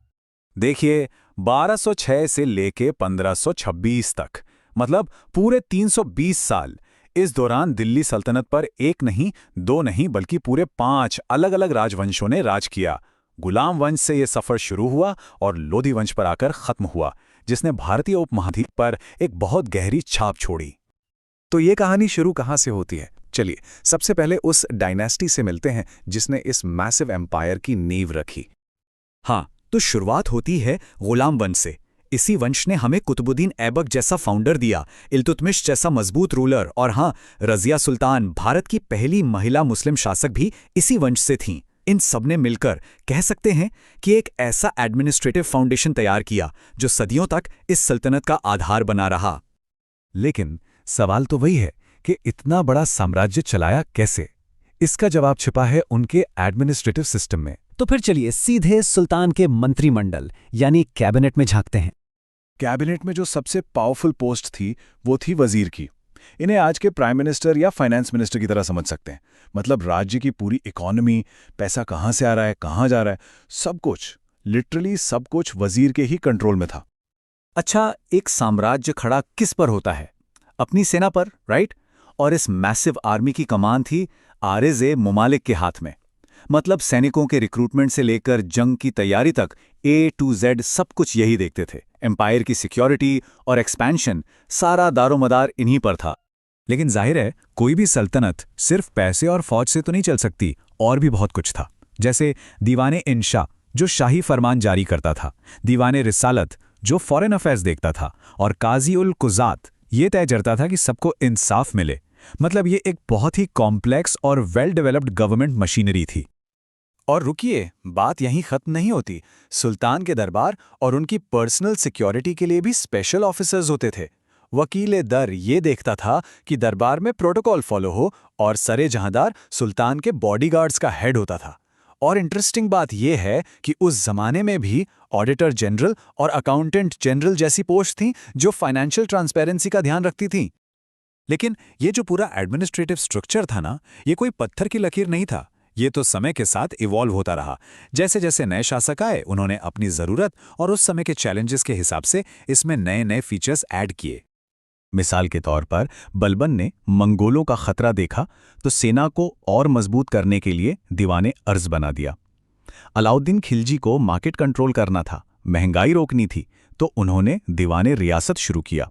और फिरोज शाह तुगलक, उन्होंने तो इसे एक वेलफेयर स्टेट का रूप ही दे दिया। गरीबों के लिए दान, दासों की देखभाल, यहां तक कि फ्री मेडिकल ट्रीटमेंट के लिए भी अलग अलग डिपार्टमेंट बना दिए। तो इससे क्या पता चलता है कि ये कोई स्टैटिक रुकी हुई मशीनरी नहीं थी।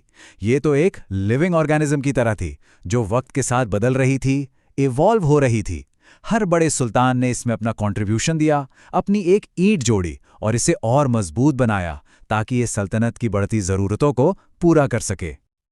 और ये सब हमें एक बड़े सवाल पर लाके खड़ा कर देता है कि शासक तो आते जाते रहते हैं, लेकिन वो जो सिस्टम बनाते हैं, क्या वही उनकी असली लेगेसी होती है? शायद दिल्ली सल्तनत का 300 साल से भी लंबा शासन। आज हम चल रहे हैं समय में पीछे, एक ऐसे शक्तिशाली राजवंश की कहानी जानने जिसने हिंदुस्तान के इतिहास को हमेशा हमेशा के लिए बदल कर रख दिया। जी हां, हम बात कर रहे हैं मुगल साम्राज्य की। तो चलिए उनकी तलवारों की खनक से लेकर उनकी बनाई शानदार इमारतों तक इस पूरे सफर को समझते हैं। तो ये है हमारे आज के सफर का नक्शा। हम शुरुआत करेंगे पहले शासक से और देखेंगे कि कैसे ये साम्राज्य बना, भला भुला और आखिर में कैसे इसका पतन हुआ। 300 साल से भी ज्यादा का इतिहास। ये टाइमलाइन हमें दिखाती है कि मुगल राजवंश का दौर कितना लंबा था और भारत पर इसकी छाप कितनी गहरी थी। यहां लिखी हर तारीख अपने आप में एक नई कहानी की शुरुआत है। और हमारी इस पूरी बातचीत का जो आधार है वो हैं ये नोट्स। यही हमें इस महान वंश के हर अहम मोड़ से रूबरू कराएंगे। हर बड़ी कहानी की एक शुरुआत होती है। हमारी कहानी शुरू होती है बाबर से, वो दिलेर योद्धा जो मध्य एशिया से आया और हिंदुस्तान में एक नए साम्राज्य की नींव रखती। बाबर सिर्फ एक विजेता नहीं था, बल्कि एक लेखक भी था।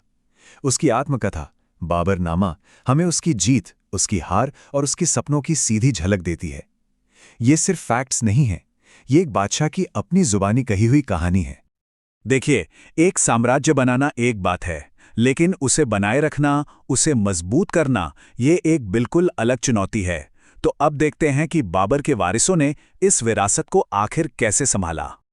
हुमायूं का जीवन काफी उतार चढ़ाव से भरा था।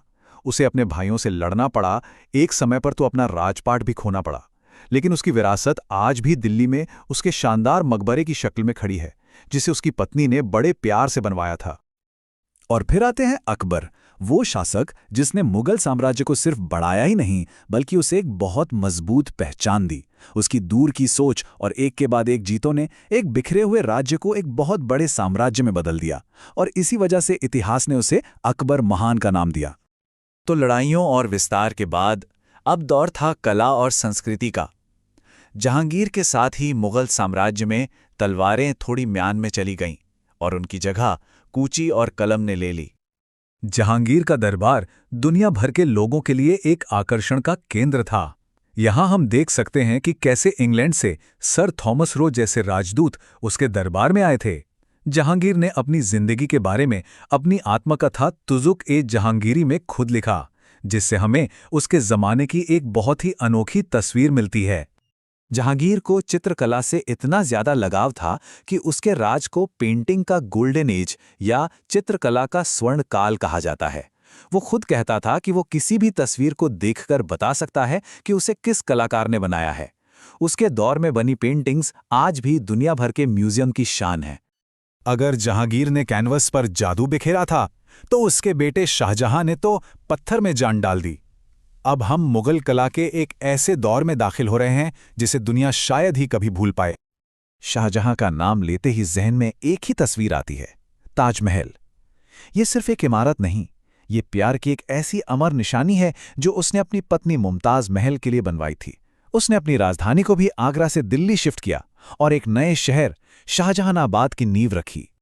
ये देखना कितना दिलचस्प है कि कैसे मुगल कला एक पीढ़ी से दूसरी पीढ़ी में अपना रूप बदल रही थी। जहां जहांगीर ने छोटी छोटी पेंटिंग्स को बढ़ावा दिया, वहीं शाहजहां ने संगमरमर से बड़ी बड़ी और शानदार इमारतें बनवाईं जो आज भी भारत की पहचान है। अब आते हैं औरंगजेब पर, वो शासक जिसके समय में मुगल साम्राज्य अपनी हदों के पार अपने सबसे बड़े आकार तक फैल गया। लेकिन सवाल ये है कि क्या ये विस्तार हमेशा के लिए कायम रह पाया? औरंगजेब का जीवन और उसका शासनकाल काफी विरोधाभासों से भरा था। एक तरफ उसने साम्राज्य को उसके चरम पर पहुंचाया, लेकिन दूसरी तरफ उसकी सख्त नीतियों ने कई लोगों को नाराज भी किया। उसका लंबा शासनकाल मुगल साम्राज्य के शिखर और उसके पतन की शुरुआत दोनों का प्रतीक माना जाता है। हर उरूज को ज़वाल है। औरंगजेब की मृत्यु के साथ ही मुगल साम्राज्य के गौरवशाली युग का भी अंत हो गया। अब देखते हैं कि ये शक्तिशाली साम्राज्य आखिर कैसे धीरे धीरे बिखरता चला गया। ये तालिका हमें मुगल साम्राज्य के आखिरी दिनों की एक बहुत ही साफ तस्वीर दिखाती है। एक के बाद एक कमजोर शासक आते रहे और नादिर शाह और अब्दाली जैसे बाहरी आक्रमणों ने साम्राज्य की कमर ही तोड़ दी। बक्सर की लड़ाई जैसी घटनाओं ने यह तय कर दिया कि अब हिंदुस्तान की तकदीर कोई और लिखने वाला है। तो 300 साल के इस लंबे सफर के बाद मुगलों ने हमें आखिर दिया क्या? क्या उनकी सबसे बड़ी विरासत उनकी बनाई हुई शानदार इमारतें हैं, या उनकी अद्भुत कला, या फिर एक ऐसा साम्राज्य जिसने भारत को हमेशा के लिए बदल दिया? इस बारे में सोच। इतिहास में महान कहलाने वाले शासक ज्यादा नहीं है, लेकिन जब भी ये बात होती है तो एक नाम जरूर आता है, मुगल सम्राट अकबर। तो आखिर क्या था उनमें ऐसा? क्या सिर्फ उनकी जीती हुई लड़ाइयां उन्हें महान बनाती थीं, या फिर कहानी कुछ और ही है? चलिए आज इसी सवाल का जवाब ढूंढते हैं और अकबर के बनाए साम्राज्य की एक एक परत को खोल कर देखते हैं। तो आज का सफर 4 हिस्सों में होगा। पहले देखेंगे कि अकबर ने इतना बड़ा साम्राज्य खड़ा कैसे किया, फिर समझेंगे कि वो कौन सी नीतियां थीं जिनसे ये साम्राज्य एक साथ जुड़ा रहा। इसके बाद मिलेंगे उनके दरबार के मशहूर नवरत्नों से, और आखिर में ये जानने की कोशिश करेंगे कि अकबर की विरासत आज भी इतनी मायने क्यों रखती है। अच्छा, एक सवाल पर गौर करते हैं। एक ऐसी जमीन जहां सैकड़ों भाषाएं बोली जाती हों, अलग अलग धर्म हों, अनगिनत संस्कृतियां हों, उसे एक झंडे के नीचे लाना मतलब कितना मुश्किल काम होगा, है ना? बस यही वो सबसे बड़ी चुनौती थी जो अकबर के सामने थी। तो देखते हैं कि उन्होंने इसका सामना आखिर किया कैसे। तो कहानी शुरू होती है अकबर की जीतों से, उन विजयों से जिन्होंने उस विशाल साम्राज्य की नींव रखी जिसे आज दुनिया मुगल साम्राज्य के नाम से जानती है। ये जो लिस्ट है ना, ये सिर्फ कुछ नाम नहीं है। ये अकबर की 40 साल की जिद, उनकी रणनीति और उनके सपनों की कहानी है। यहां लिखा हर एक नाम एक नई जीत थी, एक नई चुनौती और साम्राज्य के फैलने का एक नया पन्ना। सच कहें तो इन जीतों ने हिंदुस्तान का नक्शा ही बदल डाला था। और ये सिलसिला रुका नहीं। देखिए, 1561 में मालवा जीता तो सेंट्रल इंडिया में पकड़ मजबूत हो गई। 1572 में गुजरात हाथ आया तो समझिए दौलत से भरे समुद्री व्यापार के दरवाजे खुल गए। फिर 1574 में बंगाल पर कब्जा और पूर्वी भारत भी मुट्ठी में। कश्मीर से लेकर दक्षिण में असीरगढ़ तक ये सब कुछ यूं ही नहीं हो रहा था। ये एक बहुत बड़ी सोची समझी चाल थी। लेकिन एक बात है, सिर्फ तलवार के जोर पर जीता गया साम्राज्य ज्यादा दिन टिकता नहीं है, और ये बात अकबर को बहुत अच्छे से पता थी। इसीलिए उन्होंने अपनी तलवार को म्यान में रखा और उठाई कलम। अब बात करते हैं उनके उन सुधारों की जिन्होंने इस बिखरे हुए साम्राज्य को सच में एक बनाया। जरा सोचिए, 16वीं सदी की बात हो रही है और उस दौर में दास प्रथा को खत्म करना कितना बड़ा और आगे का सोचा हुआ कदम था ये। फिर 1563 में तीर्थ यात्रा पर लगने वाला टैक्स हटा दिया, मतलब अपनी हिंदू प्रजा का दिल जीत लिया। और 1564 का वो ऐतिहासिक फैसला, जजिया टैक्स का खात्मा, इसने तो धार्मिक बराबरी का एक नया दौर ही शुरू कर दिया। ये सिर्फ कुछ कानून नहीं थे, नहीं, ये एक ऐसे समाज की नींव रखी जा रही थी जहां हर किसी को लगे कि वो बराबर है। और ये जो जजिया कर हटाने वाला फैसला था ना, ये कोई मामूली बात नहीं थी। इसने तो इतिहास का रुख ही मोड़ दिया। इस एक कदम से अकबर ने एक सीधा और साफ संदेश दिया कि उनकी सल्तनत में सभी धर्म बराबर हैं और हर इंसान का सम्मान होगा। ये सिर्फ कोई टैक्स रिफॉर्म नहीं था, ये तो एक सामाजिक क्रांति थी, एक ऐसी क्रांति जिसका असर सदियों तक रहा। देखिए, कोई भी बड़ा लीडर अकेला काम नहीं कर सकता, और अकबर की सबसे बड़ी ताकत उनकी तलवार नहीं बल्कि उनके आसपास के लोग थे।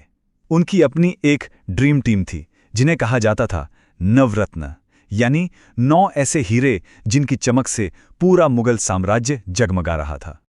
तो ये थे वो 9 जीनियस लोग जिन्होंने अकबर के साम्राज्य को चलाने में एक बहुत बड़ा रोल निभाया। यही थी वो ड्रीम टीम। इसमें हर फील्ड का कोई ना कोई एक्सपर्ट मौजूद था और सब मिलकर साम्राज्य को नई बुलंदियों पर ले जाने में लगे थे। तो कौन थे ये लोग?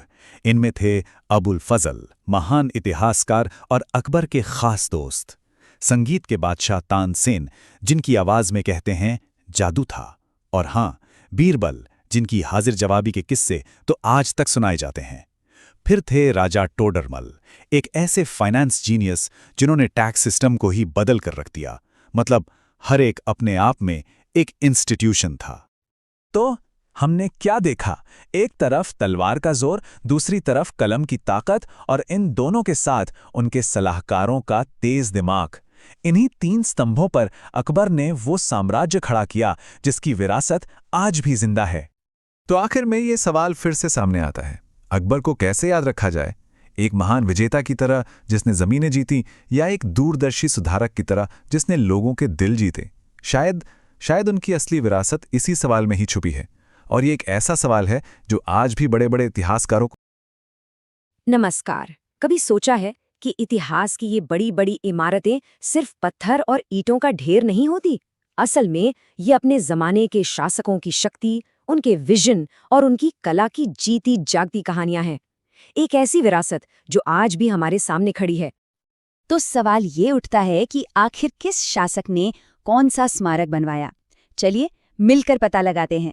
इन पत्थरों में छिपी कहानियों को कुरेदते हैं और जानते हैं कि ये शानदार इमारतें अपने बनाने वालों के बारे में क्या बताती हैं। हमारी कहानी की शुरुआत होती है दिल्ली सल्तनत से।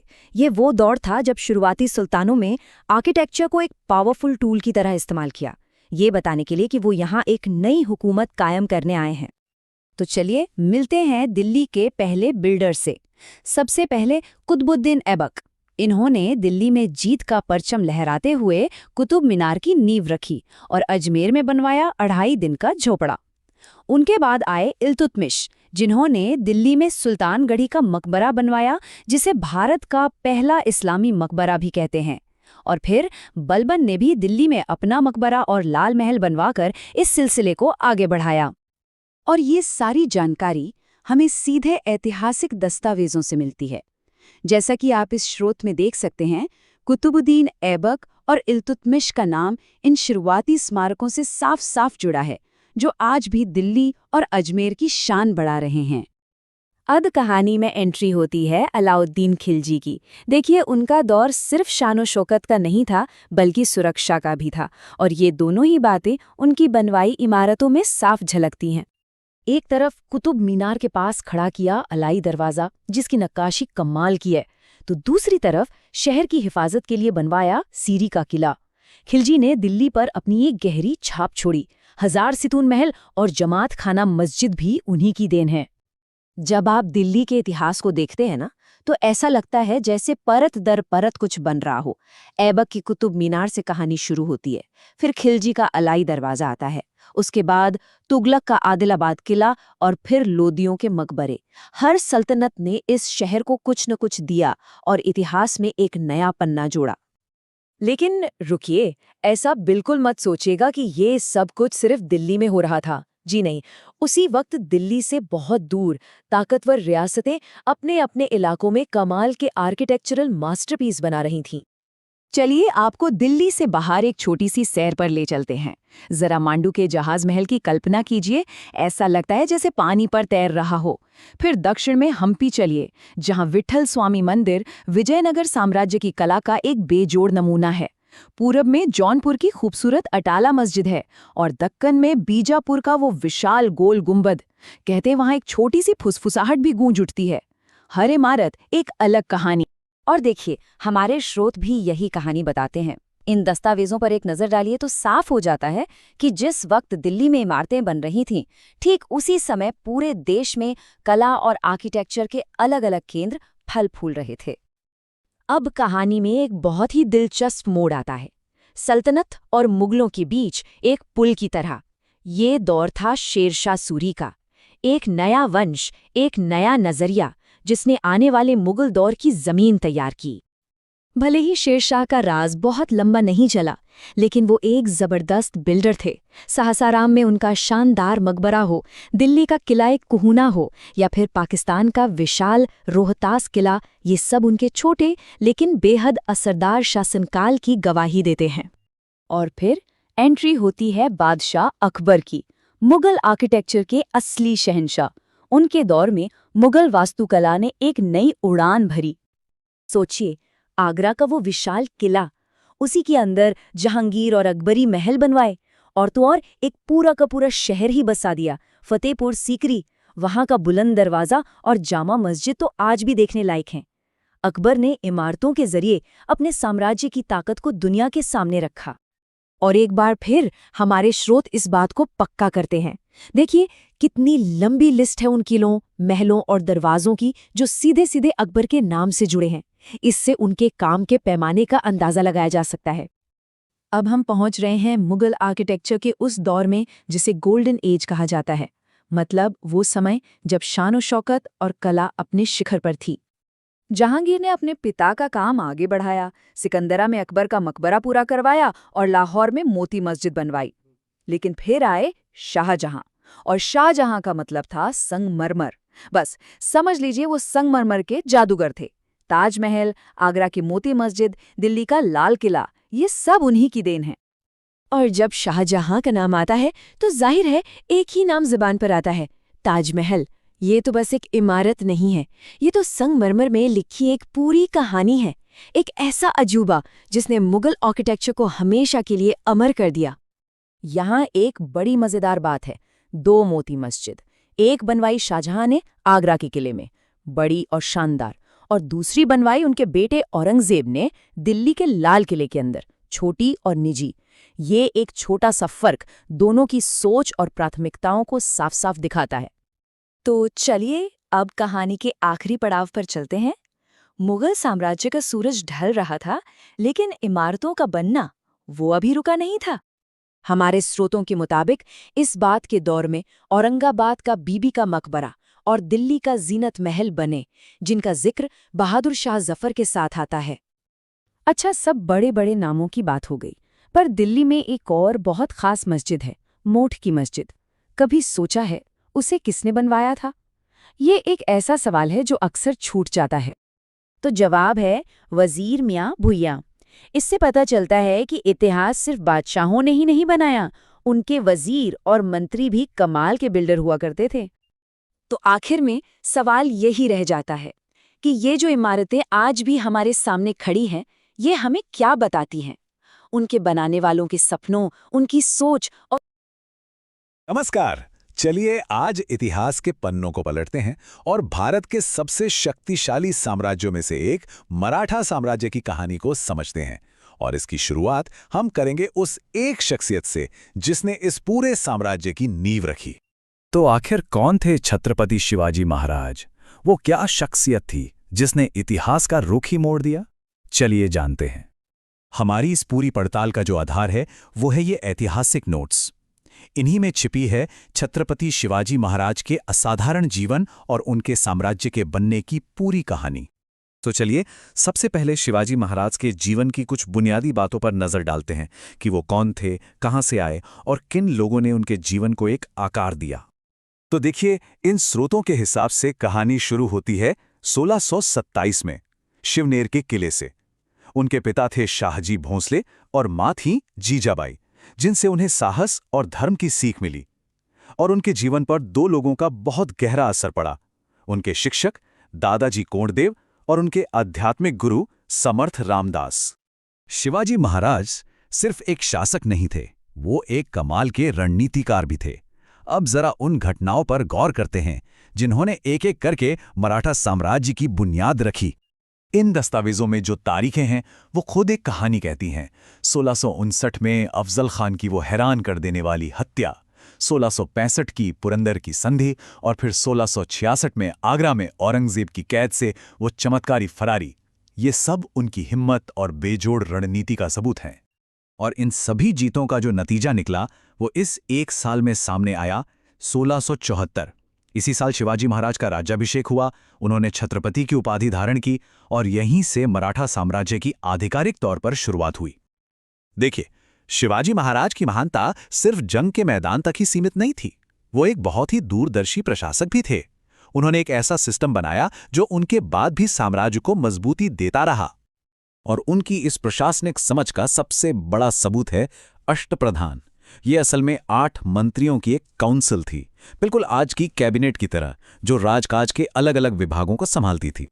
और ये अष्टप्रधान कोई मामूली परिषद नहीं थी। इन स्रोतों के मुताबिक इसमें हर मंत्री का एक तय काम था।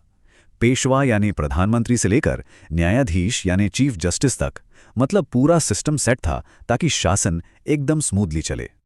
अक्सर ऐसा होता है कि एक महान राजा के जाने के बाद साम्राज्य बिखर जाता है। तो सवाल ये उठता है कि शिवाजी महाराज के बाद मराठा साम्राज्य का क्या हुआ? क्या वो टिका रहा? ये ऐतिहासिक दस्तावेज साफ दिखाते हैं कि शिवाजी महाराज के बाद कमान उनके परिवार के हाथों में ही रही।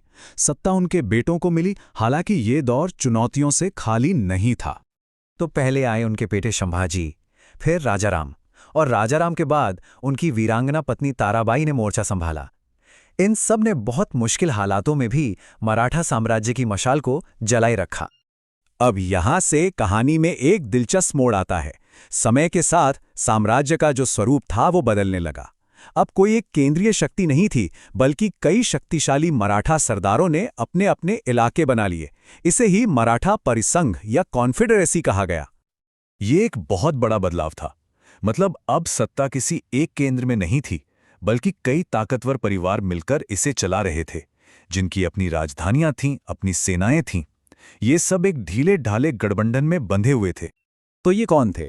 जैसा कि स्रोत बताते हैं, ग्वालियर में सिंधिया, इंदौर में होलकर, नागपुर में भोंसले और बड़ौदा में गायकवाड़, और इन सब के बीच पूना पेशवाओं का गढ़ बना रहा। और इसी परिसंघ से एक नई ताकत उभर कर सामने आई, और यहीं से शुरू होता है मराठा साम्राज्य का आखिरी और शायद सबसे शक्तिशाली दौर, पेशवाओं का युग। इस दौर में एक बहुत बड़ा बदलाव आया। अब छत्रपति सिर्फ नाम के राजा रह गए और असली ताकत आ गई पेशवाओं यानी प्रधानमंत्रियों के हाथ में। सारे बड़े फैसले अब वो ही लेने लगे। इसकी शुरुआत की बालाजी विश्वनाथ ने, जिन्होंने पेशवा के पद को वंशानुगत बना दिया। और फिर आए बाजीराव प्रथम जैसे महान योद्धा, जिन्होंने मराठा साम्राज्य को लगभग पूरे भारत में फैला दिया। यह सिलसिला बाजीराव द्वितीय तक, यानी 1 सदी से भी ज्यादा समय तक चला। तो सोचिए, एक इंसान के विजन से शुरू हुआ साम्राज्य कहां से कहां पहुंच गया। कितने उतार चढ़ाव देखे और भारतीय इतिहास पर अपनी एक गहरी छाप छोड़ गया। लेकिन कहानी यहां खत्म नहीं होती। इस साम्राज्य का अंत कैसे हुआ? खैर, ये एक अलग कहानी है कि नमस्कार। कभी सोचा है कि एक अकेला विचार कैसे पूरे देश के दिल और दिमाग को बदल सकता है? आज हम एक ऐसे ही सफर पर निकलने वाले हैं। भक्ति आंदोलन की उस जबरदस्त लहर को गहराई से जानेंगे, जिसने भारत के सामाजिक और सांस्कृतिक ताने बाने को हमेशा हमेशा के लिए बदल कर रख दिया। तो सबसे पहले ये समझना जरूरी है कि आखिर ये भक्ति आंदोलन था क्या। मतलब ऐसी कौन सी बात थी इसमें जिसने सदियों तक भारत के फिलॉसफी, सोसाइटी और आर्ट सबको एक नया आकार दिया। चलिए इसी सवाल का जवाब ढूंढते हैं। तो देखिए, इस कहानी की शुरुआत किसी बड़े जन आंदोलन की तरह नहीं हुई। नहीं, इसकी जड़ें हमें मिलती हैं दक्षिण भारत की गहरी फिलॉसफिकल सोच में। यहीं से इस पूरी धारा का उद्गम हुआ। और इस सोच के शुरुआती वास्तुकारों में से एक थे रामानुज। उन्होंने एक ऐसे दर्शन की नींव रखी जो भगवान के साथ एक पर्सनल कनेक्शन, एक निजी रिश्ते पर जोर देता था। और उनके जो ग्रंथ थे, जैसे श्री भाष्य, वो इस जबरदस्त विचार का एक तरह से ब्लूप्रिंट बन गए। रामानुज के दर्शन का जो कोर आइडिया है वो है विशिष्टाद्वैतवाद। अब ये शब्द सुनने में थोड़ा मुश्किल लग सकता है, पर इसका मतलब बहुत सीधा है। इससे ऐसे समझिए कि हाँ, हम सब उस एक परम सत्य यानी ईश्वर का हिस्सा तो हैं, लेकिन फिर भी हमारी अपनी एक अलग पहचान है, एक यूनिक आइडेंटिटी है। और सच पूछिए तो ये एक रेवोल्यूशनरी आइडिया था। इसने ईश्वर के साथ हमारे रिश्ते को देखने का नजरिया ही बदल कर रख दिया। और हाँ, रामानुज अकेले नहीं थे। उनके बाद निम्बार्क और माधवाचार्य जैसे कई और बड़े दार्शनिक आए और इस चर्चा को आगे बढ़ाया। सबने अपना अपना नजरिया पेश किया। खासतौर पर माधवाचार्य, जो आदि शंकराचार्य के अद्वैतवाद के विचार, मतलब कि सब कुछ एक ही है, कि बड़े आलोचक थे। माधवाचार्य का कहना था कि नहीं, इंसान और ईश्वर के बीच एक साफ अंतर है, और इसी बात ने उस समय एक बहुत ही जबरदस्त दार्शनिक बहस को जन्म दिया।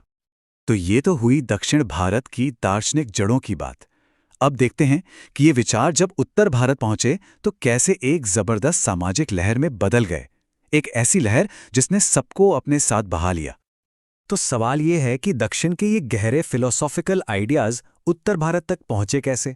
इसका जवाब एक नाम में छिपा है, रामानंद।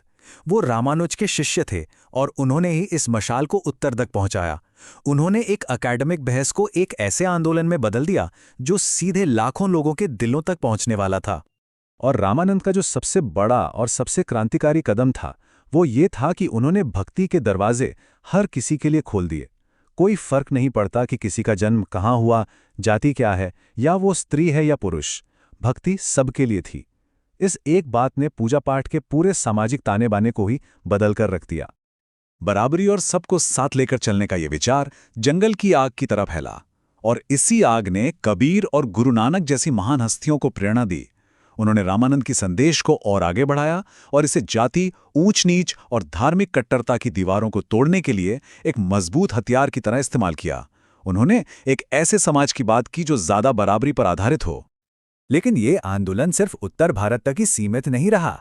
इसकी अलग अलग धाराएं पूरे देश में फैलीं और हर क्षेत्र में भक्ति ने अपना एक अलग और अनूठा रूप लिया। सोचकर देखिए, पूरब में चैतन्य महाप्रभु के कीर्तन जो आज भी आइसिकॉन की प्रेरणा हैं, असम में शंकरदेव का एक शरण आंदोलन, फिर राजस्थान में मीराबाई के दिल को छू लेने वाले भजन, और सूरदास की कृष्ण भक्ति में डूबी रचना सूरसागर। मतलब हर इलाके ने भक्ति को अपनी आवाज दी, अपनी संस्कृति में इसे पिरोया। और ये सिलसिला थमा नहीं, सदियों बाद भी इसका असर दिखता रहा। जैसे छत्तीसगढ़ में गुरु घासीदास, जिन्होंने सतनामी समुदाय की स्थापना की, वो भी इसी सुधारवादी भावना से प्रेरित थे और बराबरी और सामाजिक न्याय के सिद्धांतों पर चलने वाले एक नए समाज की नींव रख रहे थे। चलिए अब अपने सफर का रुख करते हैं पश्चिम की तरफ, महाराष्ट्र की धरती पर, जहां भक्ति की एक बहुत ही खास और जीवंत परंपरा ने जन्म लिया। महाराष्ट्र में हमें संतों की एक बहुत ही अनोखी परंपरा देखने को मिलती है, जिन्हें वारकरी कहा जाता है। इन सभी संतों को एक चीज जोड़ती थी, विठोबा की भक्ति। विठोबा यानी भगवान विष्णु का वो रूप जिन्हें आम लोगों का देवता माना जाता है। और ये परंपरा देखिए 400 सालों से भी ज्यादा समय तक चली। एक के बाद एक संत आते गए और इस विरासत को आगे बढ़ाते गए। इसकी शुरुआत हुई संत ज्ञानेश्वर से, जिन्होंने भगवद गीता पर ज्ञानेश्वरी टीका लिखकर उसे आम लोगों तक पहुंचाया। फिर नामदेव आए, एकनाथ आए, और फिर तुकाराम, जिनके लिखे अभंग आज भी महाराष्ट्र के घर घर में गाए जाते हैं। तो सवाल यह है कि इस इतने बड़े और इतने विविध आंदोलन ने पीछे क्या छोड़ा? इसकी सबसे बड़ी विरासत क्या है? अगर इसे कुछ शब्दों में समेटना हो तो भक्ति आंदोलन सिर्फ एक धार्मिक लहर नहीं थी, ये एक सामाजिक और सांस्कृतिक क्रांति थी। इसने भक्ति को कुछ खास लोगों के हाथ से निकालकर आम जनता तक पहुंचा दिया। इसने क्षेत्रीय भाषाओं को एक नई पहचान दी, क्योंकि संतों ने लोगों की भाषा में लिखा और गाया। और सबसे बड़ी बात, इसने सामाजिक सुधार और बराबरी के लिए एक मजबूत जमीन तैयार की। और ये हमें एक आखिरी सवाल के साथ छोड़ जाता है कि सदियों पहले का ये आंदोलन जो व्यक्तिगत भक्ति और सामाजिक बराबरी पर टिका था, क्या आज की दुनिया में भी उतना ही प्रासंगिक है?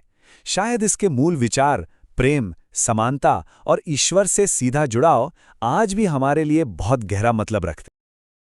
चलिए आज एक सफर पर निकलते हैं, भारत में सामाजिक सुधारों की पूरी एक सदी के सफर पर। हम उन ऐतिहासिक कानूनों की बात करेंगे जिन्होंने समाज के पूरे ताने बाने को, आप कह सकते हैं, हमेशा के लिए बदल कर रख दिया। तो आइए इसमें थोड़ा और गहराई से उतरते हैं। हमारी पूरी बातचीत का जो आधार है वो यही दस्तावेज है। यही हमें उन खास ऐतिहासिक मोड़ों पर ले जाएगा जहां कानूनों ने सदियों से चली आ रही परंपराओं को सीधी चुनौती दी और एक ज्यादा इंसाफ पसंद भारत की नींव रखी। तो हमारी कहानी की शुरुआत होती है सबसे बुनियादी सुधारों से, मतलब वो कानून जो सबसे पहले इंसान के जीवन की रक्षा के लिए बनाए गए थे। सबसे पहले नजर डालते हैं 1795 और 1804 के शिशुवध प्रतिबंध अधिनियम पर, देखिए, ये लॉर्ड वेलेस्ली की तरफ से उठाया गया एक बहुत ही बड़ा कदम था, जिसका सीधा सीधा मकसद था कन्या शिशु हत्या जैसी भयानक प्रथा को जड़ से खत्म करना। तो यहाँ सबसे जरूरी बात पता है क्या है? इस अधिनियम ने हर बच्चे के जीवन को कीमती मानने के लिए एक कानूनी मिसाल बना दी। ये कानून का एक तरह से ऐलान था कि हर जिंदगी कीमती है, चाहे जो हो जाए। इसके बाद साल आता है 1829 का और एक ऐतिहासिक कानून, सती प्रथा प्रतिबंध अधिनियम। ये governor general Lord William Bentinck के दौर का एक बहुत ही निर्णायक फैसला था, जिसने एक बेहद क्रूर और अमानवीय प्रथा पर रोक लगा दी। और हाँ, ये समझना बहुत जरूरी है कि ये कानूनी बदलाव सिर्फ अंग्रेजों की वजह से नहीं हुआ।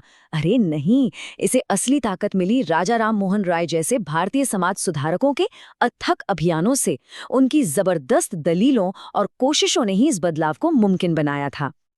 चलिए, अब कहानी में थोड़ा और आगे बढ़ते हैं, सुधारों के अगले दौर की तरफ। ये वो दौर था जब बात सिर्फ जीवन के अधिकार तक नहीं रही, बल्कि व्यक्तिगत स्वतंत्रता और संपत्ति के अधिकारों तक पहुंच गई। जरा यहाँ देखिए, सिर्फ 20 साल के अंदर एक के बाद एक 3 बड़े-बड़े सुधार हुए। इससे साफ पता चलता है कि बदलाव की रफ्तार अब कितनी तेज हो रही थी। ये एक नए युग का संकेत था बिल्कुल। अब जो बात वाकई दिलचस्प है वो ये है कि ये सुधार समाज में बराबरी लाने की तरफ कैसे बढ़ रहे थे। देखिए, 1837 में लॉर्ड ऑकलैंड के समय में महिलाओं को संपत्ति का अधिकार मिला। फिर ठीक कुछ साल बाद 1843 में लॉर्ड एलनबरो के तहत दास प्रथा को पूरी तरह से खत्म कर दिया गया। सोचिए, ये आज़ादी और बराबरी की दिशा में कितने बड़े कदम थे। और फिर आया साल 1856 का हिंदू विधवा पुनर्विवाह अधिनियम। ईश्वर चंद्र विद्यासागर के जबरदस्त प्रयासों का ही नतीजा था कि लॉर्ड कैनिंग ने विधवा पुनर्विवाह को कानूनी मान्यता दे दी। सच कहूं तो उस समय के रूढ़िवादी समाज के लिए ये एक क्रांतिकारी कदम था, जिसने न जाने कितनी ही महिलाओं को उम्मीद और सम्मान की जिंदगी दी। अब हम अपनी इस यात्रा के आखिरी पड़ाव पर आ गए हैं। यहाँ हम 19वीं सदी के आखिर और 20वीं सदी की शुरुआत के उन कानूनों पर बात करेंगे जिन्होंने विवाह जैसी संस्था को ही एक नया रूप दे दिया। सबसे पहले बात करते हैं 1872 के नेटिव मैरिज एक्ट की। लॉर्ड नॉर्थब्रुक के समय में केशव चंद्र सेन जैसे सुधारकों ने इस कानून को लाने में बड़ी भूमिका निभाई। इस एक्ट ने सामाजिक बाधाओं को तोड़ने और एकता को बढ़ावा देने का काम किया। इस अधिनियम की सबसे खास बात क्या थी? इसने इंटरकास्ट मैरिज यानी अंतरजातीय विवाह को कानूनी मान्यता दे दी। ये एक बहुत ही बड़ा सुधार था, जिसने जाति की दीवारों को कमजोर किया और एक ज्यादा एकजुट समाज बनाने में मदद की। अच्छा, अब इन 2 जरूरी अधिनियमों को एक साथ देखते हैं। पहले 1891 में लॉर्ड लैंसडाउन के समय बैरामजी मालाबारी के प्रयासों से एज ऑफ कंसेंट एक्ट आया, जिसने लड़कियों के लिए सहमति की उम्र को 12 साल कर दिया। फिर लगभग 40 साल बाद 1930 में आया शारदा एक्ट, जिसने शादी के लिए लड़की की न्यूनतम उम्र 14 साल तय की। तो आप देख सकते हैं, बाल विवाह को रोकने की कोशिशें धीरे धीरे ही सही पर लगातार आगे बढ़ रही थीं। और हाँ, एक बात और ध्यान रखने वाली है, 1930 के शारदा एक्ट ने सिर्फ लड़कियों के लिए ही नहीं, बल्कि लड़कों के लिए भी शादी की न्यूनतम उम्र 18 साल तय की थी। मतलब ये दोनों की सुरक्षा को ध्यान में रखकर बनाया गया एक कानून था। और आखिरकार इन सारी कोशिशों का नतीजा हमें 1931 में देखने को मिला। लॉर्ड अर्विन के कार्यकाल में एक ऐसा कानून लाया गया जिसने बाल विवाह पर पूरी तरह से रोक लगा दी। ये दशकों से चल रहे सुधारों की यात्रा में एक बहुत बड़ा मील का पत्थर था। तो इस पूरी एक सदी की यात्रा को देखने के बाद हम सीखते क्या हैं? चलिए अब इसके कुल असर और इसकी विरासत पर एक नज़र डालते हैं। तो कुल मिलाकर पूरी कहानी का सार यही है। हमने देखा कि कैसे कानून के जरिए धीरे धीरे ही सही पर बहुत मजबूती से समाज में बदलाव लाया गया। ये भी देखा कि इसमें भारतीय सुधारकों की भूमिका कितनी अहम थी। और इन सभी कानूनों का जो केंद्र बिंदु था वो था महिलाओं और बच्चों के अधिकारों को बेहतर बनाना, जिसने एक ज्यादा इंसानी और इंसाफ पसंद समाज की नींव रखी। और अब मैं आपको एक सवाल के साथ छोड़कर जा रहा हूं कि इन ऐतिहासिक कानूनों की गूंज आज के भारतीय समाज में कहां-कहां सुनाई देती है। उस मजबूत नींव पर आज हमारा समाज कहां खड़ा है, ये सोचने वाली बात है। आज हम इतिहास के पन्नों को पलटकर ब्रिटिश भारत के 3 बहुत ही अहम पहलुओं को समझने वाले हैं। पहला, उनकी ज़मीन से जुड़ी नीतियां, दूसरा उनका रेवेन्यू यानी लगान वसूलने का तरीका, और तीसरा इन सब के कारण जो एक बहुत बड़ा विद्रोह भड़का उसकी कहानी। तो चलिए सीधे उस सवाल से शुरू करते हैं जो आज भी बहुतों को सोचने पर मजबूर करता है। आखिर 1857 में वो क्या चिंगारी थी जिसने देखते ही देखते पूरे उत्तर भारत में एक आग सी लगा दी थी? देखिए, किसी भी धमाके को समझने के लिए पहले उस बारूद को समझना जरूरी होता है जो सालों से जमा हो रहा था। और इस मामले में वो बारूद थी अंग्रेजों की आर्थिक नीतियां, जिन्होंने इस बगावत के लिए जमीन तैयार कर दी थी। तो चलिए इसी में थोड़ा और गहराई से उतरते हैं। सबसे पहले बात करते हैं कि अंग्रेजों ने जमीन पर अपना कंट्रोल कैसे जमाया, और वो कौन से रेवेन्यू सिस्टम्स थे जिन्होंने भारत की तस्वीर ही बदल कर रख दी। स्क्रीन पर आपको ब्रिटिश भारत की 3 मुख्य भू राजस्व व्यवस्थाएं दिख रही हैं: जमींदारी, रैयतवाड़ी और महलवाड़ी।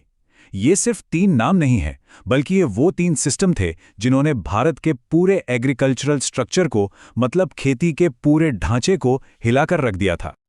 अब जरा इन आंकड़ों पर गौर कीजिए, ये वाकई में हैरान करने वाले हैं। रैयतवाड़ी सिस्टम अकेले 51% जमीन पर लागू था, यानी आधे से ज्यादा ब्रिटिश इंडिया पर। इसके बाद महलवाड़ी 30% पर और जमींदारी 19% हिस्से पर। मतलब आप सोच सकते हैं कि देश की पूरी खेती किसानी की अर्थव्यवस्था कैसे इन 3 सिस्टम्स के शिकंजे में थी। आइए एक एक करके इन्हें समझते हैं। सबसे पहले है जमींदारी सिस्टम। इसे 1793 में लॉर्ड कॉर्नवालिस ने शुरू किया था। इसमें जमीन का मालिकाना हक किसान से लेकर एक जमींदार को दे दिया गया। तो हुआ ये कि सरकार को लगान चुकाने की सारी जिम्मेदारी अब जमींदार की हो गई। वो किसानों से लगान वसूलता और फिर उसका एक फिक्स्ड हिस्सा अंग्रेजों को दे देता था, यानी किसान और सरकार के बीच एक बिचौलिया आ गया था। अच्छा, अब आते हैं दूसरे सिस्टम पर, रैयतवाड़ी। इसे 1820 में थॉमस मुनरो ने लागू किया। यहां पर कॉन्सेप्ट बिल्कुल उल्टा था। जमीन का मालिक सीधे किसान को बनाया गया, जिसे रैयत कहते थे, और इसीलिए लगान चुकाने की सीधी जिम्मेदारी भी किसान की ही थी। यहां सरकार और किसान के बीच जमींदार जैसा कोई बिचौलिया नहीं था, डायरेक्ट करेक्शन। और तीसरी और आखिरी व्यवस्था थी महलवाड़ी। इसे 1822 में हॉल्ट मैकेंजी ने शुरू किया। ये एक तरह का कलेक्टिव सिस्टम था, मतलब इसमें जमीन पर किसी एक आदमी का नहीं, बल्कि पूरे गांव का, जिसे महल कहते थे, उसका अधिकार होता था।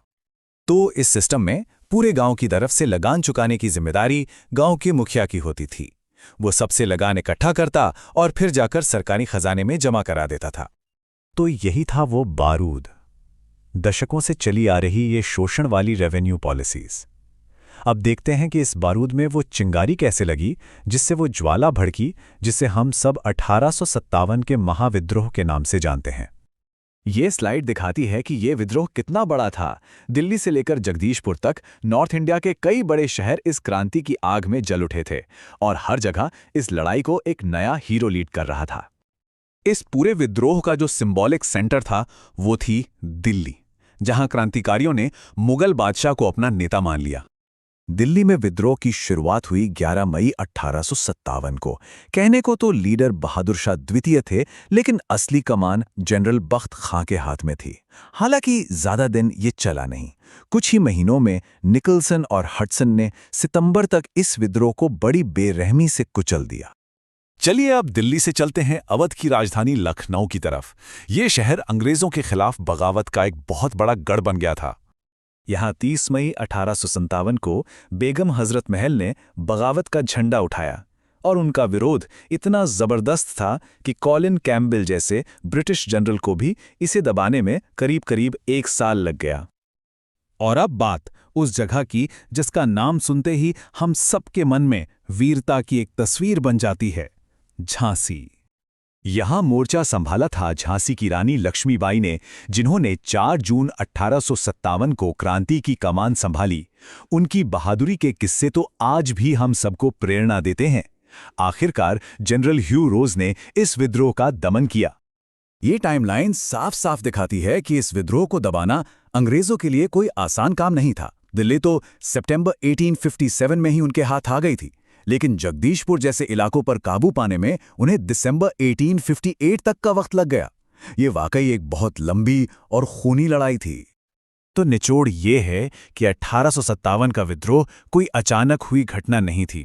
उसे दबा तो दिया गया, लेकिन उसकी जड़ें दशकों पुरानी ब्रिटिश भू राजस्व नीतियों में बहुत बहुत गहरी थीं।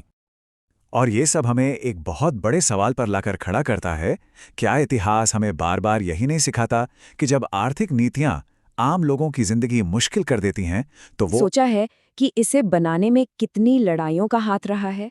आज हम उन निर्णायक युद्धों के सफर पर निकल रहे हैं जिन्होंने ना सिर्फ बड़े बड़े साम्राज्य बनाए, बल्कि इस पूरे उपमहाद्वीप की तकदीर को भी एक नया आकार दिया।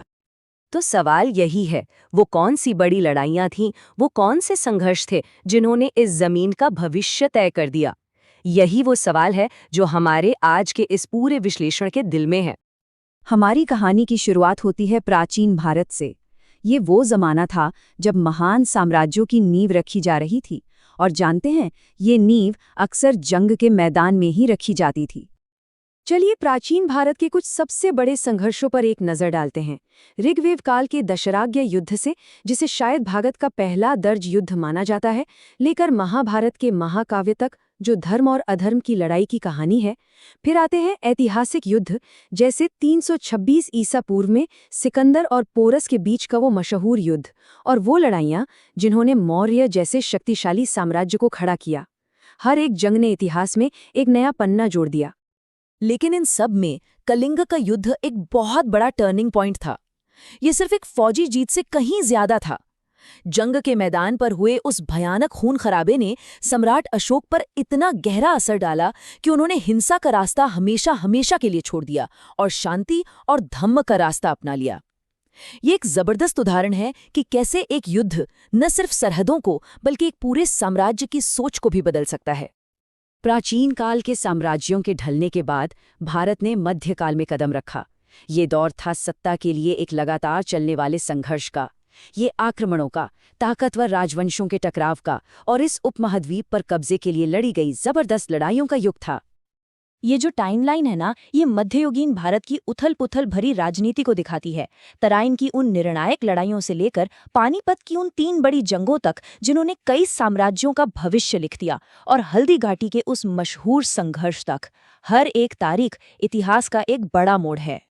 तराइन के युद्ध इस बात का एक बड़ा दिलचस्प उदाहरण है कि कैसे जंग का पासा बहुत जल्दी पलट सकता है।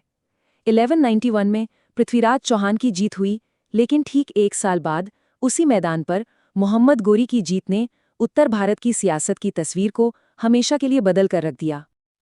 पानीपत, ये सिर्फ एक जगह का नाम नहीं, बल्कि भारत के इतिहास का वो चौराहा है जहां बड़े बड़े फैसले हुए। पहली लड़ाई में बाबर की तोपों ने युद्ध का तरीका ही बदल दिया और मुगल साम्राज्य की नींव रखी। दूसरी लड़ाई ने अकबर के शासन को मजबूत किया, और तीसरी लड़ाई ने मराठा साम्राज्य के बढ़ते कदमों पर एक जबरदस्त असर डाला। ये लड़ाइयां बताती हैं कि कैसे सत्ता एक हाथ से दूसरे हाथ में जाती रही। और अब हम आते हैं आधुनिक काल में। ये औपनिवेशिक ताकतों के उदय का दौर था, आज़ादी के लिए एक लंबे और मुश्किल संघर्ष का, और एक आज़ाद मुल्क के तौर पर भारत के सामने खड़ी चुनौतियों का दौर था। आधुनिक काल की शुरुआत के साथ ही एक नई ताकत का उदय हुआ, ब्रिटिश। लेकिन एक ट्रेडिंग कंपनी से भारत के शासक बनने तक का उनका सफर कैसे तय हुआ? इसका जवाब 2 बड़ी लड़ाइयों में छिपा है, प्लासी और बक्सर। इन जीतों ने ईस्ट इंडिया कंपनी को भारत में एक बड़ी राजनीतिक ताकत के रूप में स्थापित कर दिया। 1857 का विद्रोह कोई मामूली घटना नहीं थी। इसे भारत का पहला स्वतंत्रता संग्राम कहा जाता है, क्योंकि ये ब्रिटिश शासन के खिलाफ पहला बड़ा, संगठित और देशव्यापी विद्रोह था। भले ही इसे बेरहमी से कुचल दिया गया, लेकिन इसने आज़ादी की वो चिंगारी जला दी थी जो आगे चलकर एक बड़ा आंदोलन बनी। आज़ादी मिलने के बाद भी संघर्ष का दौर थमा नहीं। एक नए राष्ट्र के तौर पर भारत को अपनी संप्रभुता और अपनी सीमाओं की रक्षा के लिए कई युद्ध लड़ने पड़े। 1947 में बंटवारे के फौरन बाद हुए युद्ध से लेकर 1999 के कारगिल संघर्ष तक ये लड़ाइयां एक राष्ट्र के रूप में भारत की हिम्मत और मजबूती की कहानी कहती हैं।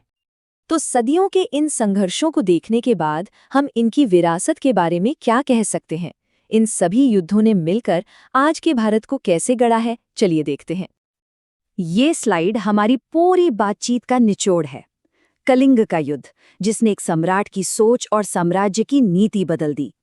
पानीपत की पहली लड़ाई, जिसने एक नए साम्राज्य की स्थापना की। और प्लासी का युद्ध, जिसने भारत में ब्रिटिश शासन की शुरुआत की। ये सिर्फ लड़ाइयां नहीं थी, ये इतिहास के वो मोड़ थे जिन्होंने भारत की दिशा ही बदल दी। और आखिर में हम इस बुनियादी सवाल पर आते हैं, इतिहास की ये सारे संघर्ष आज हमें सिखाते क्या हैं?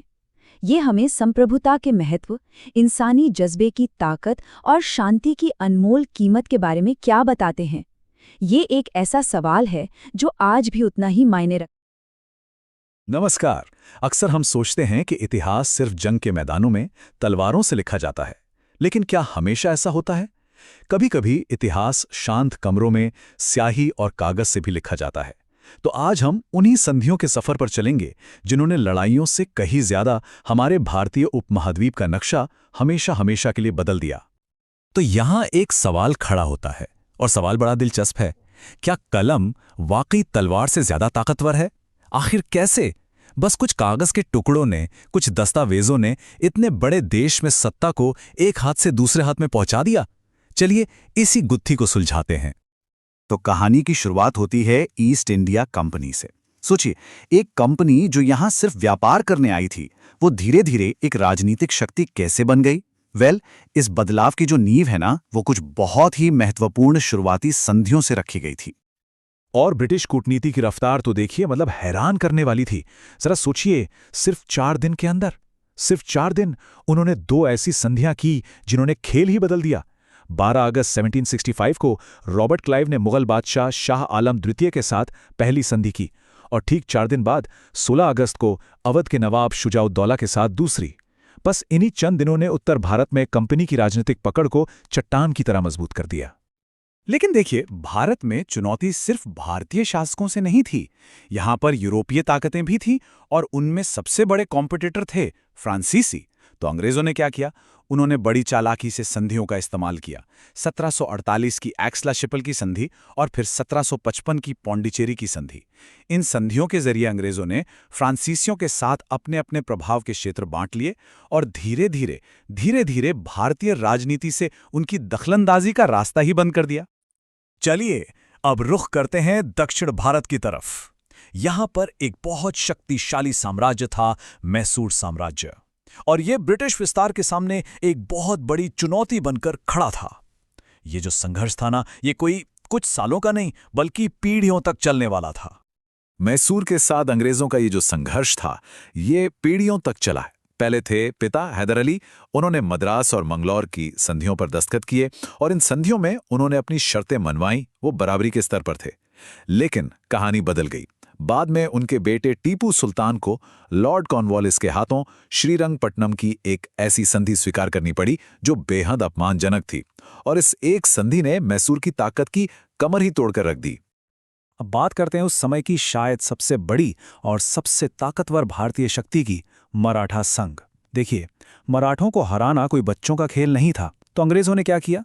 उन्होंने सिर्फ युद्ध का सहारा नहीं लिया, बल्कि कूटनीति का भी इस्तेमाल किया, और संधियों का एक ऐसा जटिल जाल बुना जिसने इस महान साम्राज्य को धीरे धीरे कमजोर कर दिया। वैसे अंग्रेजों के आने से पहले भी मराठा शक्ति को आकार देने में संधियों का बड़ा हाथ था। जैसे 1665 में शिवाजी महाराज और मुगल सेनापति जयसिंह के बीच हुई पुरंदर की संधि, ये एक ऐतिहासिक पल था। और फिर 1750 की संगोला की संधि, जिसने सारी ताकत छत्रपति से लेकर पेशवा के हाथों में दे दी। तो ये समझना जरूरी है कि संधियां मराठा राजनीति का पहले से ही एक हिस्सा थीं। अंग्रेजों ने पेशवा माधवराव नारायणों को कमजोर करने के लिए एक सोची समझी स्टेप बाय स्टेप रणनीति अपनाई। पहला कदम था 1776 की पुरंदर की दूसरी संधि। इसके जरिए उन्होंने मराठाओं के अंदरूनी मामलों में दखल देने का अधिकार पा लिया। हाँ, बड़गांव में उन्हें एक हार जरूर मिली, लेकिन ये टेम्परेरी था, क्योंकि तीसरा और निर्णायक कदम था 1782 की सालबाई की संधि। इस संधि ने उन्हें मराठा राजनीति में एक ऐसे खिलाड़ी के रूप में स्थापित कर दिया जिसे कोई नजरअंदाज नहीं कर सकता था। हर एक कदम पेशवा की ताकत को कम करने के लिए था। और फिर पेशवा की ताकत पर आखिरी वार किया गया।